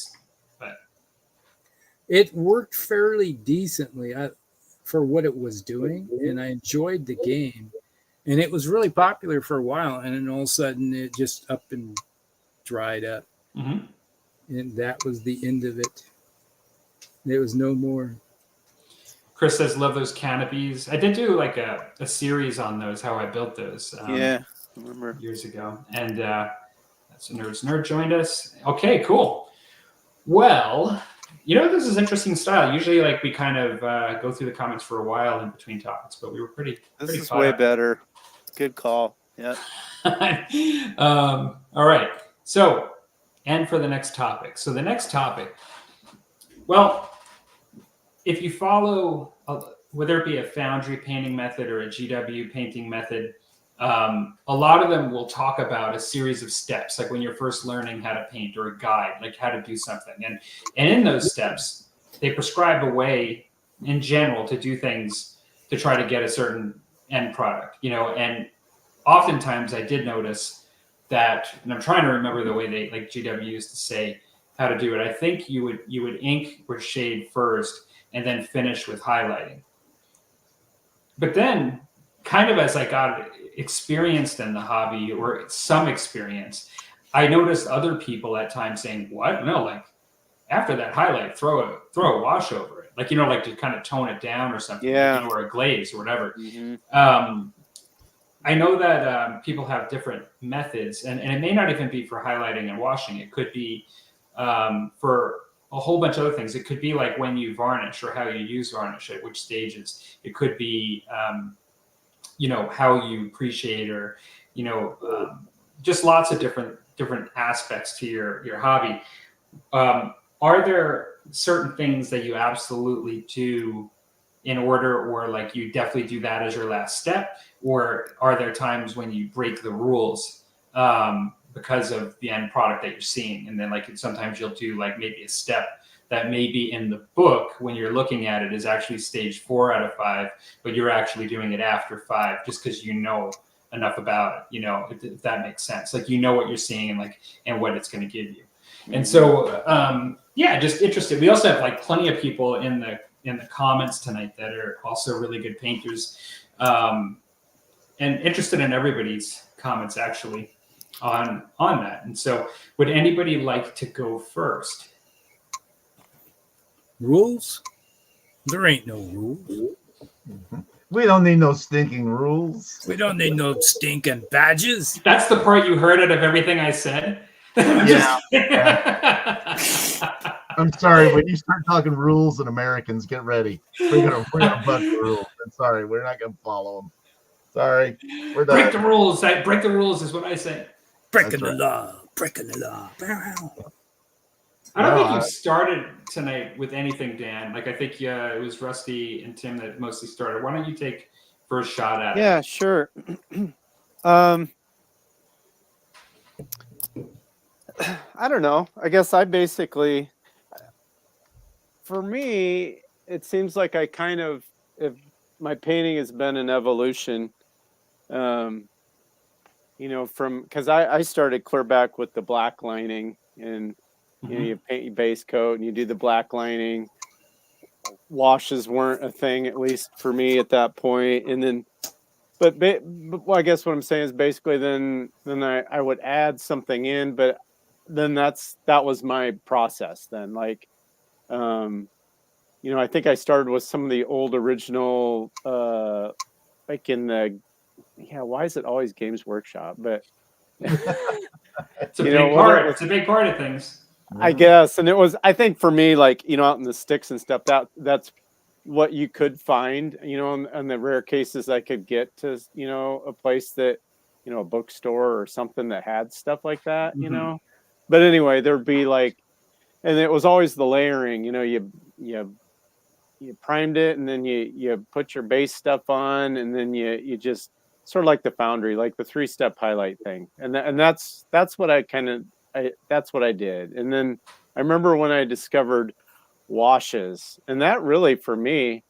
at least the way, because I know there were the dips, that people did years ago, but yeah. I didn't do that, and I wasn't painting armies, back in I did some painting in the 80s and 90s, but it was just individual miniatures for Dungeons and Dragons and things like that, not armies. And so I obviously didn't go down that road, but I remember when I discovered washes, and I remember being terrified because I basically did my base coat, and I can't remember if I did a highlight, but it was meticulously neat and did all the colors. And then I'm like, then you're supposed to I was like, oh my God.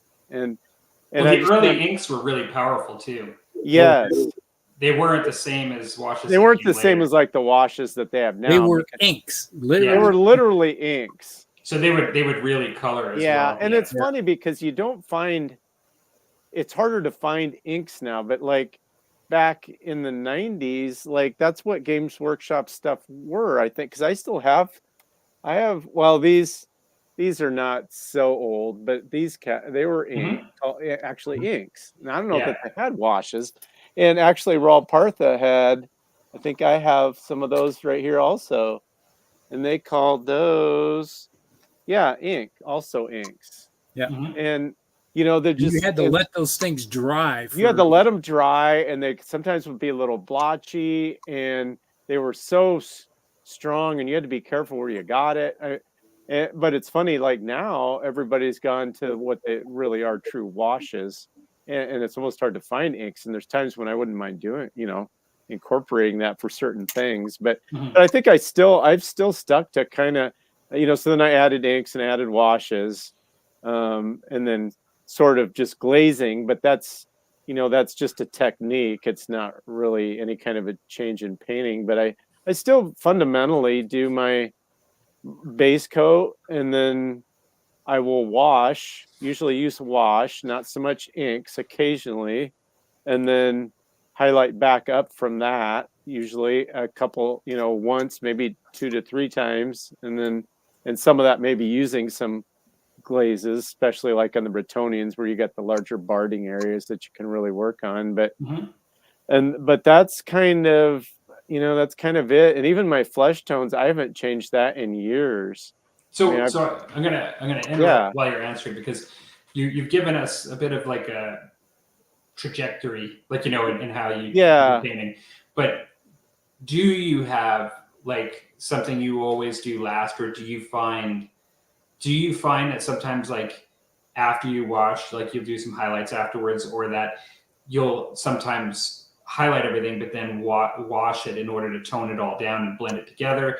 Do you look at the end product and then kind of determine whichever one's last is the one that's needed last, or like how I would say some of that, and that's only been a really recent, because I used to just religiously follow my normal order. I'd do the base coat, I do the wash, and then highlight up 2 or 1 to 3 times. That was it. But then I have gotten to where, especially again on some of the Bretonians, when I started, you got the larger cloth areas to work with that you could do more, and I would start to see where I would do, and Joshua does the same thing on Crown of Command, where he'll wash it and then bring it back up, and then do some glazes. And I mean, he kind of knocks it back, takes it up, knocks it back, takes it up. And that's obviously you can get some cool effects, and it's more time consuming, but that's a decision I kind of do on the fly. And I don't know that I would incorporate it when I'm doing like an army per se, like, because my Bretonians, I attack each like the knights individually. And so I kind of, I try to make notes after I get done with one, like how did I do the red on that? So like if I really like it, or I want something similar, I can figure out how I replicate that. But sometimes it gets almost too confusing, because then it's like, well, I decided it was a little too bright, so I knocked it back, or even used a glaze to tone it down. And it was this one paint that I just kind of added a little water with my brush. I mean, it gets kind of like it's like you're making it up as you go. But typically when I'm just painting rank and file, I'll do a test figure, and then they all get painted exactly the same. And it typically is base block in the base colors. I do a wash and multiple, like I might do, Agrax on some of the brown areas. I do the flesh wash, the Reichland flesh shade, usually on the flesh areas. And, like on the greens or something, like on the Bretonians, I'll use a green wash, or that kind of thing, and then highlight back up from there, and then I do stop. But it has to be the right situation, I think, where you can get kind of creative, like a one-off mini, I think, where you start trying, where you're kind of trying to go for this final look, or you're liking the way it's kind of going, and then it's got a life of its own.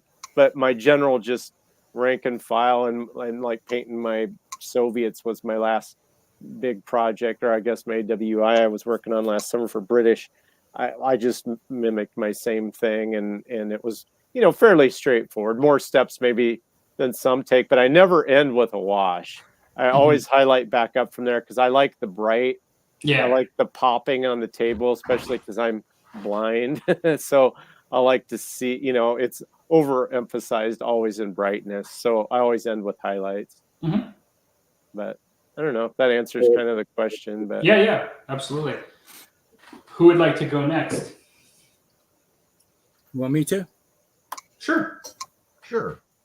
All right. Let's hear from the real painters, and then I'll go. I'm not. You're next after Rusty. So the real painters go last. That would be you then, Tim. Oh, right. No. I'm a monkey with a crayon. Okay. But your crayon work looks pretty good. Let me switch. You're a talented monkey then. Low grade glasses. Wow. I had my 2.5 reading glasses on so I could see. Now I just have these 1.25s. All right. So basically what I do is I like to put, the base coats on and get everything where I want it. And then I always put a wash on it just to fill in the gaps and everything, darken things up. And then I take the same colors and lighten it. It just, so I do a base lightening on everything. And then I try to think about, all right, what kind of model is this? Is this going to be a rank and file goblin? Do I want to go really in depth on this guy? Or so is he just going to get that basic? Or is it going to be a hero type and then he's going to get some edge highlighting and all, it's bring out more.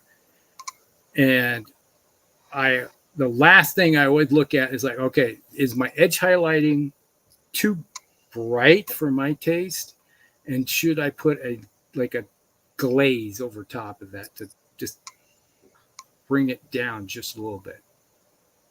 And sometimes my rank and file might get a light glaze because I'll mix up the color and just kind of put a little wash of glaze over it. It's not a what do you call it? The GW washes, like the Seraphim Sepia, that kind of. It's an actual paint glaze, and that has a tendency to help me dull it down just a bit, make it look more natural.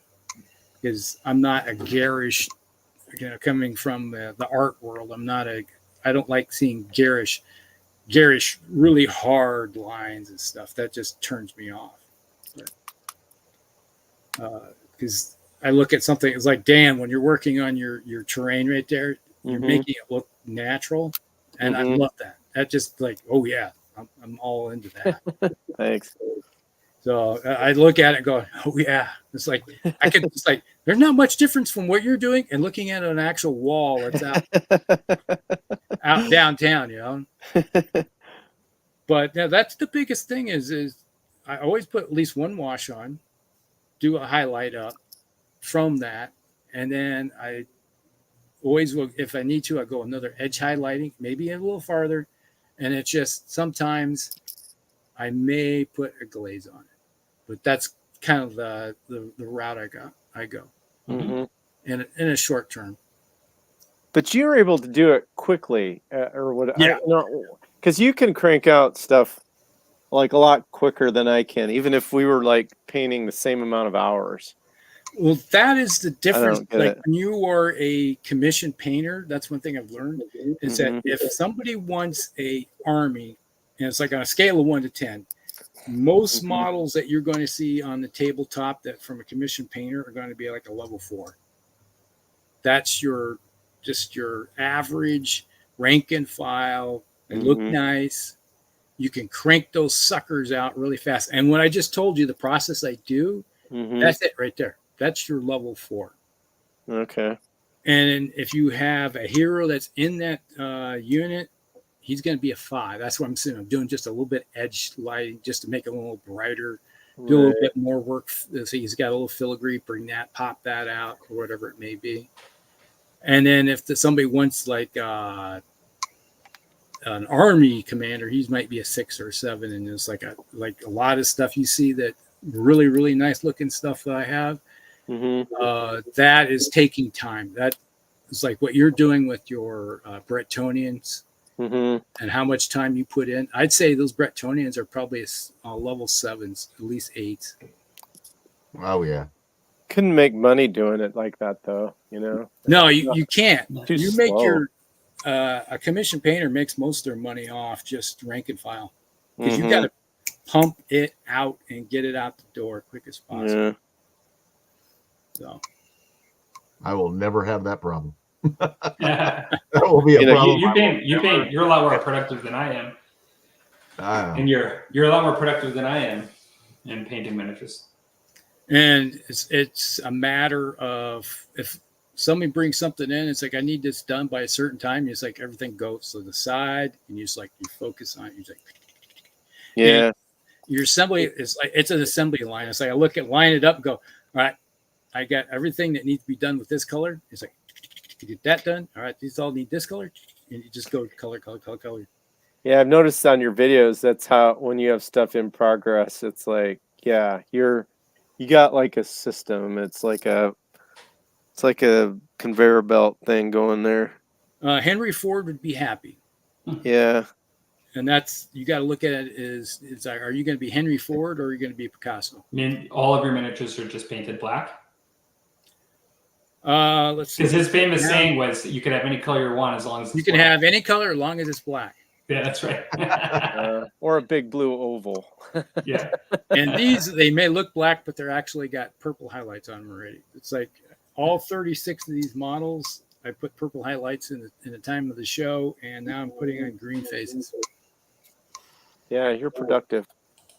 And when I get done putting all the base colors on it, and I'm going to do my washes, and I look at this model, it's like, yeah, this, like, it's got a kind of a purple, blackish robe on, and then I'll take my highlight, like a black Nolan oil, and just go into the cresses, like go in there and kind of paint with it, and don't run away on me, and darken it up. So then that's my highlighting. It's like it's going to be a dull, because they're night goblins. They're running around in caves. They're not going to be bright.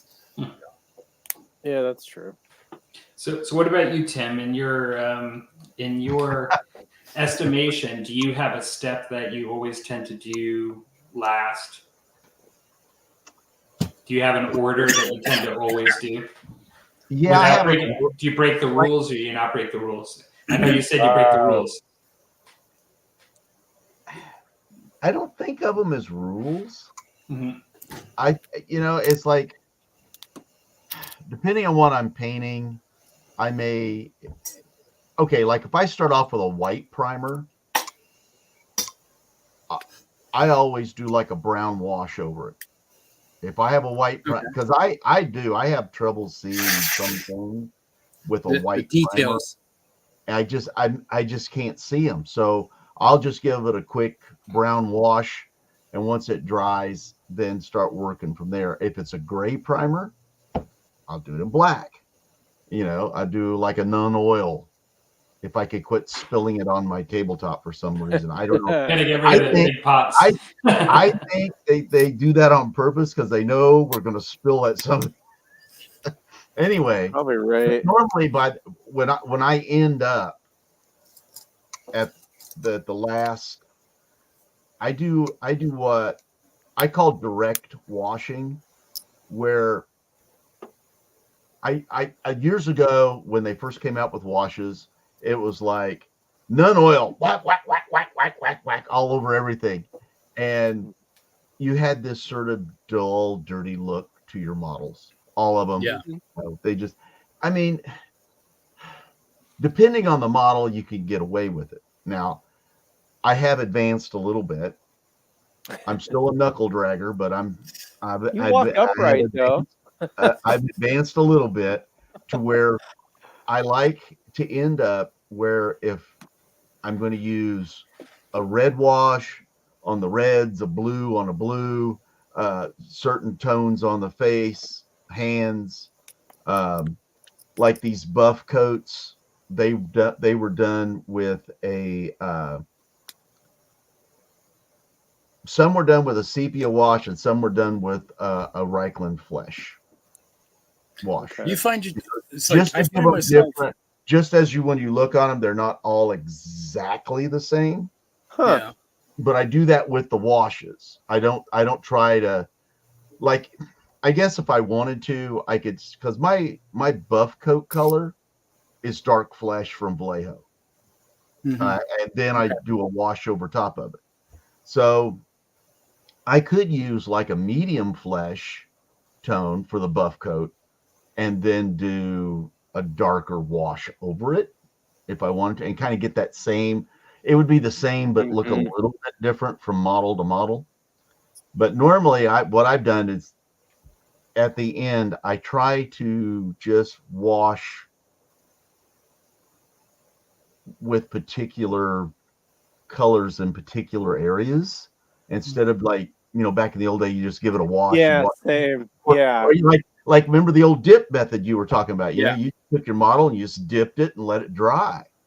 Well, that gave it a look, and when it first came out, it was kind of like revolutionary. Yeah, it's revolutionary. Let's try that.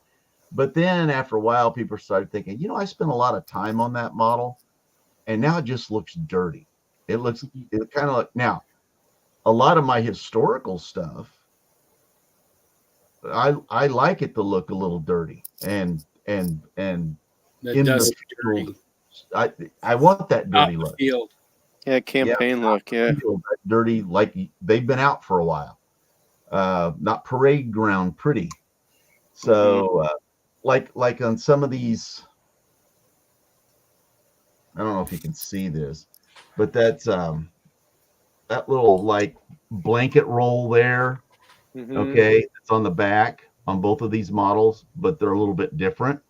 That's done with a gray wash and then a little watered down nun oil, just to get where the tops, where they looks like they've tied rope around it. Yeah, get a little bit shadowing. Get a little shadowing in there, and then like as it swoops around the guy, it's got these little folds in it, and you want to show them, but you don't want the whole thing to be like nun oil black, when you get done with it. So you just want it there, and that's kind of been my evolution. It's like towards the end, it's kind of like a directed washing rather than just washing everything. And I tend to like with buff coats and certain things, I don't do edge highlighting because I am not any good at it. I just try to, like, if I want it to be bright, then I'll start with a brighter color. And that if I wanted like my guys to really be bright and shiny, start off with white, and I just keep all the colors in that hue as I'm going towards that color, and try not to add steps beyond my capabilities. So it sounds like you do the selective washing towards the end before the varnish. Oh yeah, it's always at the end. It's the last thing I do is directed washing. Okay. Yeah. And that's interesting because that's what I do. But that's interesting because not everybody said exactly that, and everybody has different ways of doing things, right?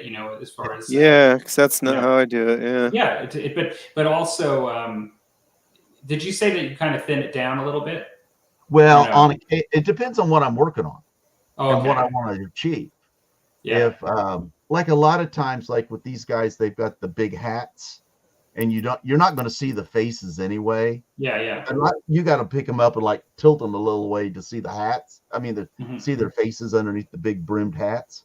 So I don't worry about the faces too much. So they get a little darker wash. They get like a what is it, Reichland, or even, and then finish it with a dab of nun oil. Get into even the recesses, make it even a little bit darker because it's underneath the big hats. Right. Stuff like that. And I'm not they used to say bases, faces, and flags. Yeah. Well, when you're doing a block of 40, I'm not going to waste time on a face. I'm sorry. I'm just not. Yeah. You don't put eyes in your 15 mil miniatures. No, no. I will dot those with a dark wash and leave it. I'm not going to go. I would drive me insane trying to get the faces right. And now if they have like big facial hair, yeah, I'll do the facial hair. Like a goat, like a lot of these guys have goatees and stuff like that, and I do that. But as far as their eyes and trying to get their eyebrows just right, I'm so pale you can already tell I got eyebrows. So it's like put a hat on. Good answer. That was a good description, Tim, of your process. Actually, that was. Yeah. Did I? You did. No, it was a good answer. It's a good answer. The transition you've gone from only using Known Oil and realize that it's like a lot of people like to use like Agrax Earthshade. And I'm not a big fan of it because it is too harsh. It's like the same as using Known Oil and everything. And it's like I find Seraphim Sepia does a better job of adding a little bit to it. And I love the Reichland Flesh for facial, getting that color. Yeah, I do that too. And this may sound strange, but when it comes to like brass, I use Reichland Flesh Shade as my highlight over top of that, and then come up with the brass color because it adds a nice reddish, rich color to the gold or brass to it. Yep. Never thought of that. Yep. Yeah, anytime I got like bronze or brass or any of that stuff, if I wanted to do like some shiny, like the sun's beating on it, I'll do a little gold. Yep. And then finish it off with the Reichland Flesh. Yeah, it tones it down just enough. Not it doesn't darken it to the bronze, but it just leaves it just enough to where it looks like the light is just popping off that helmet. And I normally do that, like if I go to that stage, I'm not going to normally do that on rank and file guys, but like if I'm doing a big 54, like I'm going to get around to doing this guy one of these days. It's a big metal. Yeah, I remember you showing that one. Yeah. That's cool. I keep I've got it right here on my computer stand, and I keep looking at him, and I having this. How do I want to do him? Because with those now, I will take extra time. That's your bucket list miniature. I'm in no big hurry with those. He's on your bucket list. It's your bucket list miniature. On my bucket list. I've got I did a whole series of 54 millimeters. I did Vikings. I did Gaul. I did Germans. Nice. And they're all metal models. And I really enjoy. Actually, that's what really helped me wean me off the, just Known Oil and everything, or Reichland fleshing everything, and I kept looking at it. I'm going, I just don't like the way that makes it look. The thing though is that the bigger the surface, so like Rusty and I were doing busts at one point. Yeah. And if you're painting a face, that's quite the face itself is 4 times the size of the model, or like 2 times the size of the model. The cheeks are just flat surfaces, right? You start putting washes, they're meant to go in crevices, right?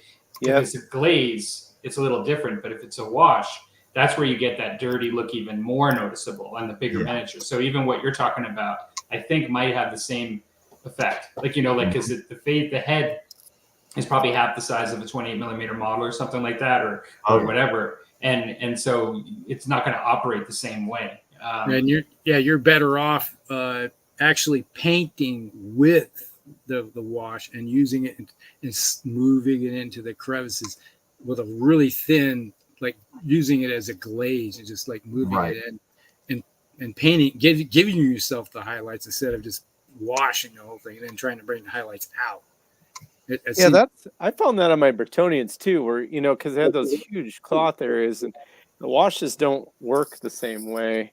Yeah. Use it more selective just in the creases. Yep. You do more glazing because you can't, the little miniature with all kinds of folds and stuff or hair or something, that works great to do a wash on that and then highlight it quick. But Yeah, it does. That definitely, when you painting a bust, I always think would be a great way to really learn skin tones too. Mm-hmm. Oh Because yeah, you have those big cheek areas, the forehead areas and stuff, lips. It's How do different. it's different at that For scale. sure.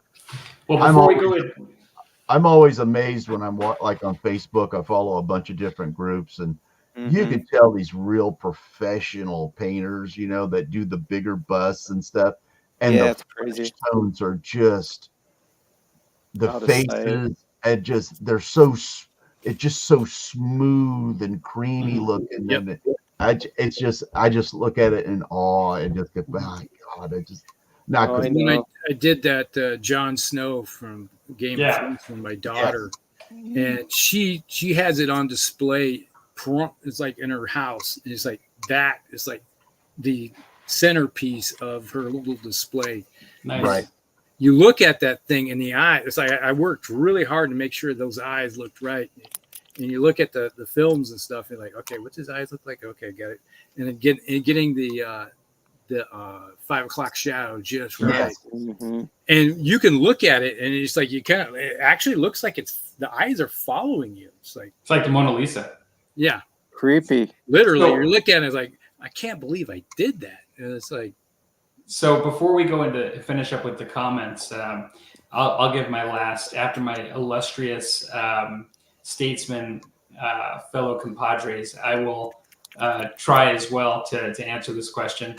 I actually 90% of the time I probably paint the same way, 80 to 90. I have a couple of miniature lines or style games where I do paint differently, and like I would say Infinity, I do a much more of an airbrushed look with I bring in some traditional stuff over it, but my Infinity miniatures look very different than anything else I do. Like even Warhammer 40K, like anything like fantasy or science fiction looks different. And then my Marvel miniatures, I do go for a comic style, which is like the opposite of realistic, and it doesn't have it in a lot of ways. Like if you like the realistic, then it looks very, I don't know, like it doesn't follow the rules per se. Like it doesn't try to actually have like natural blends and highlights and things like that as much. It's more hard. It is more harsher, but the majority of what I do, 80 to 90%, I would do is, kind of how I would do variants of how I would do historical, and then I just make them more colorful and a little more highlighted if they're fictional in some cases, like fantasy. But what I would say is that I've had times through my painting career where I struggled with trying to do things slowly and thin coats and like wash, highlight, like so much work and thin to the point where I would be done and either I didn't even see anything when I was done. Like I didn't even notice the highlights when I step away from it, like, because that's how much time I spent and that's how thin it was. Or when I was done, I did so much that you'd start to get like that crusty or caking of paint because you're trying to do too much, like, and granted, like that means like, either do too much or it's too thick. But there were times when the time spent didn't equal the results I was getting. And there were times when even putting in some harsher highlights and then beating it back with a wash quickly looked better than actually spending a ton of time on it. Like I went through like these stages where I realized like the time and effort, like yes, time and effort, it does take more time to do like a single miniature like really well than it does to just, like a hero piece than to do like, your rank and file more quickly. There is a time spent, to do glazing and things that you can get better looking miniatures. But at the same time, not all of the time spent, sometimes if it's not done well or is productive, and like I went through I don't know if you guys have ever, found that like you went in your painting that sometimes you spent a lot of time on stuff that didn't look better than things you spent less time on, like I noticed that sometimes. And so getting back to the subject though, that's where kind of like Dan said before, that there is that back and forth you can do, like highlighting it up and beating it back and highlighting up and beating it back. I find if I do that, like I find that I end up doing that. And sometimes just with certain aspects of a miniature, like I might pick certain aspects that I want to have be the standout, like, you know, on the model. Like maybe it's armor, you know, or maybe it's the skin tones and certain things where the gun is pretty simple. Like, you know, like when I paint the gun or something like that. But at the same time, sometimes in my psychology, I realize too, that too much of that can also, particularly when I'm doing lots of miniatures, backfire too. Like you can actually spend a lot of time and either it goes too far, or like, you know, you're starting to put too much paint on, or sensory overload where you just put too much in and you just overworked it. Yeah, exactly. Like either you overwork it or you're doing so little for so long that when you're done, you feel as if like you barely did anything. Like, you know, like I've been in both of those positions. Yeah. And so now diminished returns. Yeah. And one thing I will say is, like, when I've taken the last couple of years, I've taken some long painting breaks. I don't know, for some people painting might be like riding a bicycle, but when I've taken long painting breaks, I've noticed an actual like decline. Yeah, like I've noticed a decline. It's like any skill that you have. If you don't exercise it on a regular basis, you start losing it. Yeah, I noticed that. Like I was like, damn, like I'm less confident about this than I was, like, you know, 3 years ago. Like, you know, and so I've noticed that too. And in some ways, that's kind of why I asked these questions, because like when I did those orcs recently, I actually, at times I could end with the Army Painter inks. They're kind of, in my opinion, a little more like a filter than a straight wash. Like they do hang on and glaze a bit, and they don't go like only in the crevices. They do hang and filter over the top. And because of that, I've gotten away on skin tones at times using the soft tone as a final step, maybe with a little bit of water just to thin it down a little bit. But when I did some brown soft tone on those orcs, I thought I was done, but then I noticed on the raised surfaces, it looked kind of dirty. It's like Tim was saying, like a little dirtier than what I wanted. I spent some time on doing these highlights, and when I finished, I was like, you know what? This looked better. Like in some respects, it looks better now because of the contrast, but in some respects, it looks worse. Like it you know, like because I've covered the highlight. So I did a final highlight to get to where I got in the end, and I was happy with it at that point. But then I thought to myself, like, now which one's first, the chicken or the egg? You know what I mean? Like you get into this, and I guess some of it probably comes down to how heavy was your wash, how harsh was your highlight, you know, like you could get, like, there's probably not one answer, you know, like where you stop between one versus the other. Probably some of it has to do with the way you did the wash and the highlight. Could you've done it a little differently and actually cut down on your steps? But so that's kind of, you know, where's one of my thoughts around this subject is just, you know, these different aspects to it that determine the number of steps and how many times you go back and forth and where you land and finally. I don't know. That's my thought on it. One thing that's helped me, I think, is where I kind of, as you get a little more confident, I used to be afraid to try some of the things, thinking I'm going to ruin the work that I've done already. You know, on a miniature, you may be spending more time on, or more complex or amount, like one of the Branded Bretonians. But I found almost in every case, you can work back. You know, you can always save what you did, and I don't mean like, well, I'm going to reprime it or I'm going to strip it and start over. Yeah. Usually, it's like you said, you should have maybe watered the wash down a little, or more selective, or picked a different tone of wash. But it seems like, you know, once you kind of understand the tools that you're using, it's like, yeah, that was probably a mistake, but I know how to come back. You know, I can bring that back. And Where I used unless to be unless like, you've got the real thick paint with the painted eyes, Yeah. and you're so thick. Yeah. Even, even, and then you're like, then I'm gonna need a knife to Yeah. go backwards with this. yeah, but Scrape the paint off. exactly. Yeah, as long as you're There- not going so thick with it. But you can usually always, even like with the complex heraldry patterns, and you messed up or you got too wide here, you always can start fixing stuff. And True. looks like we've got a couple of people that have stepped out because I know just folks, and I think Rusty said goodbye, but it looks like Joshua and Mel had to had to get going. get going. But yeah, thanks very much for joining See us, you guys. Yeah, it's good to see you guys. But yeah, like that's kind of where I landed with it.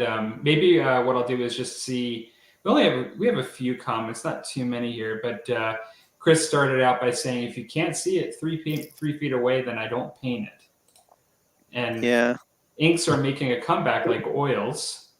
So referring to inks versus washes when we were specifically talking about inks. Speaking of inks, if you watch my latest video with the mummy giant, Mhm. yeah. mummy giant, that was done with the very first time I used inks. I was like, I put it on there, and the whole prep is like, I'm gonna go into the correct crevices and everything, and he was pretty much white, and I was like, went in there and got it, and all of a sudden it just kind of like oozed out into it. Oh, And I let it sit there, and I looked at it, and I looked at it. I was like, do I have to redo this thing?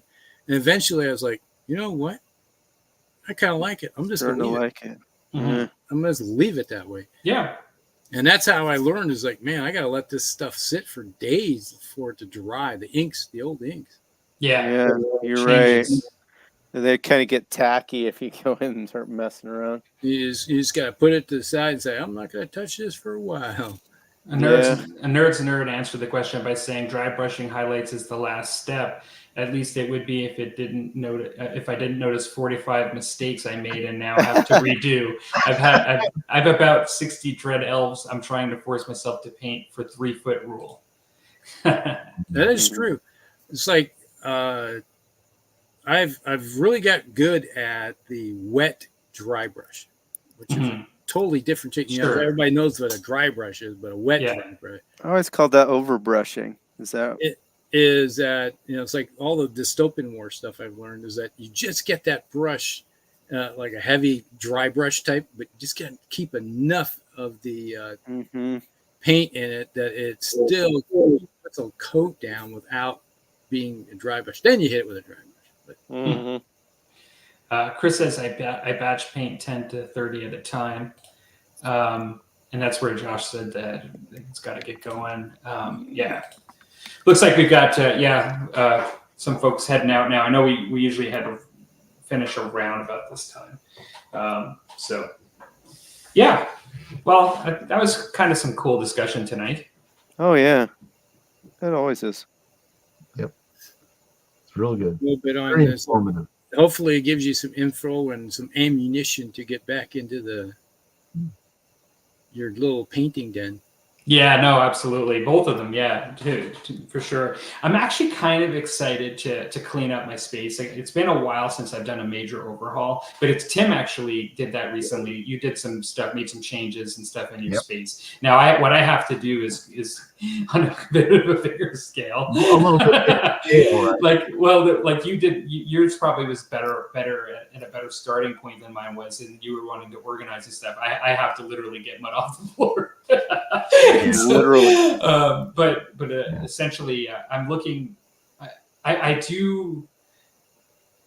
I guess this is almost like for another subject, but I do get used to things pretty easily. So once my chaos starts to get to a certain point, it's kind of like my chaos, and I live in that chaos. But once I actually get it to the point that I organize it again and nice and organized, that I actually feel better about being in the space. So yeah.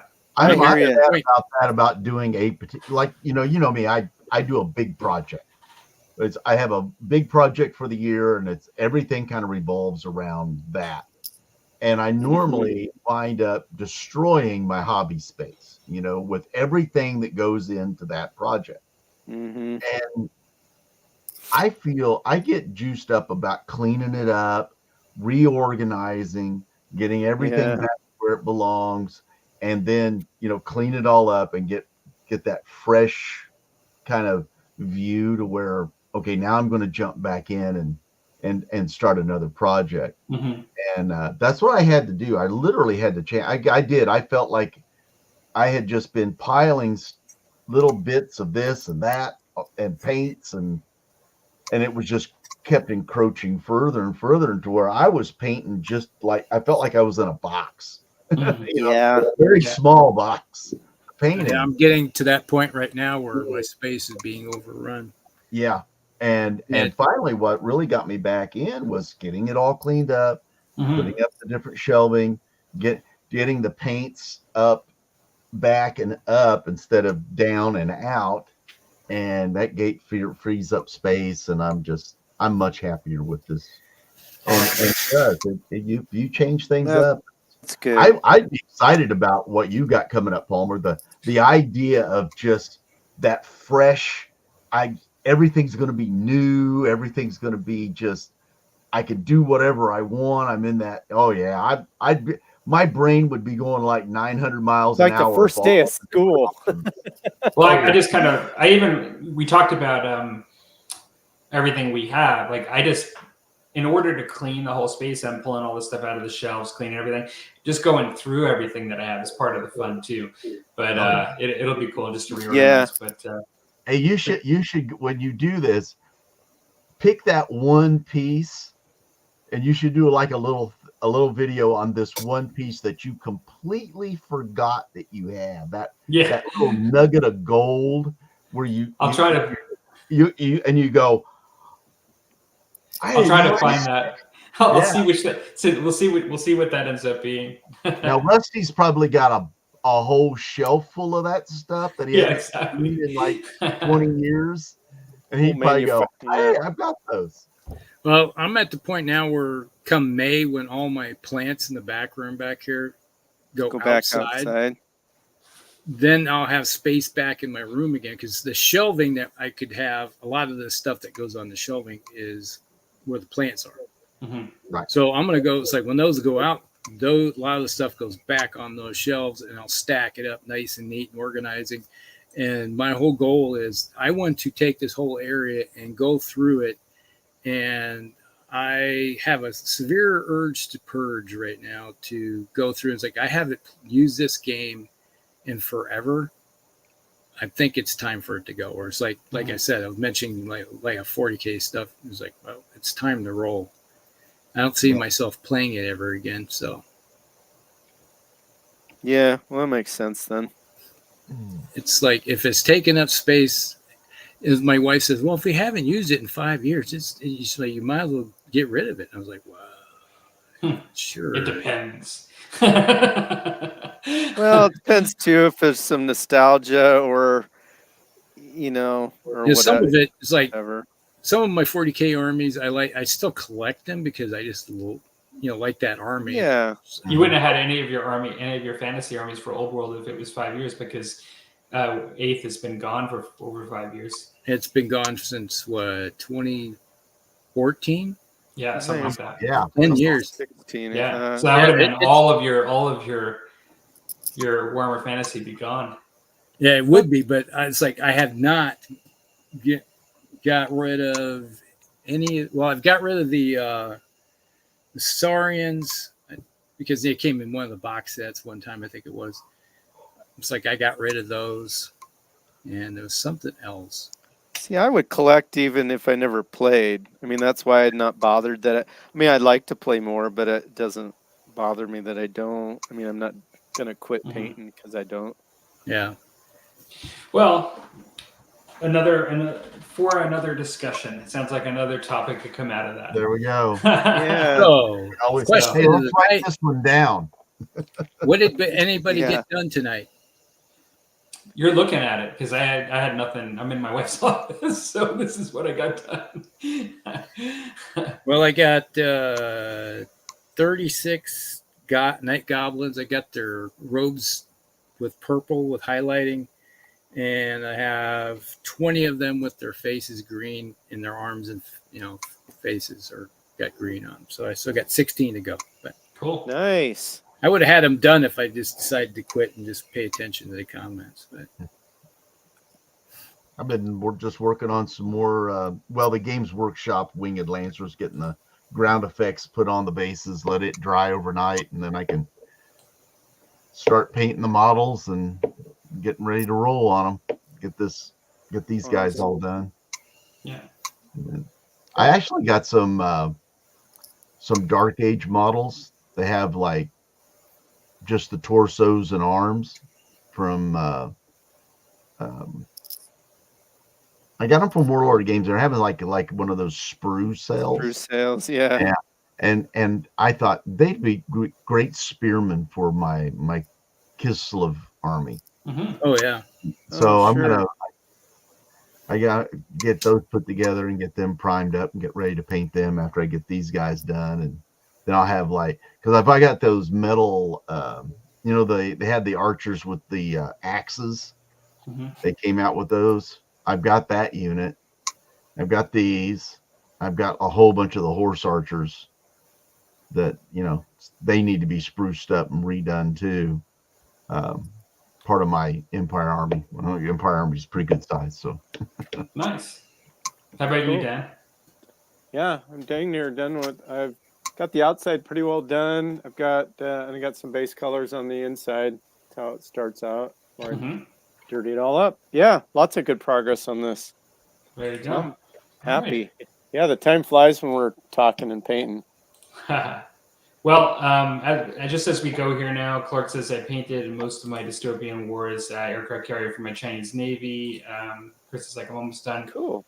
I did a tutorial of my DPM British camo. I'm almost done a tutorial for my DPM British camo. Clark says that they're pretty neat, referring to as dystopian. Pretty neat as they are flying towers that look like parts of the Forbidden City. are those the new Dystopian Wars models from? What's the? Oh yeah. Cradle. Yeah, there you go. I just had to look. It's like yeah, I couldn't think of it. War Cradle box right here. Gosh, what are the odds? Yeah. It's like I got a whole Chinese army or Dystopian Wars, the olds from. Oh wow. Yeah, so he says that they are the new ones. Okay, yeah, they're nice looking models. Cool. They'd be nice to add to what I already have. But I keep holding back because until I have somebody that wants to play Dystopian Wars again, I was like, yeah, I loved watching your playthroughs. It looks like a really cool game to me. well, it's the oldest the old Dystopian Wars game was good. I loved it. Loved playing it. Nothing like a ship battle. Well, thanks everybody for joining tonight. Yep. That's joined in the chat. We had some great discussion. Lots of people coming in. We must have had 7 to 8 at one point at one time, which is kind of cool. So lots of comments. It's a bit more to keep up with the comments, but it's fun. And so I kind of like how you do the comments while we're on the topic. Okay, as long as you guys don't mind me interrupting a little bit to try to facilitate. No, I think it's good because it keeps the people that are not in the show, that are joining us included in the discussion. Yeah. Yeah, I like it. You're doing something with the group. Yeah, they're participating live as opposed to And this is the best we can be to sit around the table at the local game shop and just BS. Yeah. Yes. So in 2 weeks over at Rusty's channel, I think so, right, Rusty? Yes, it'd be the 25th, I think. Okay. 25th. Sounds good. Sounds Thanks, good, everybody. yeah. We'll see you next time. Good night, everybody. All right, guys. Good night, everyone. Take care.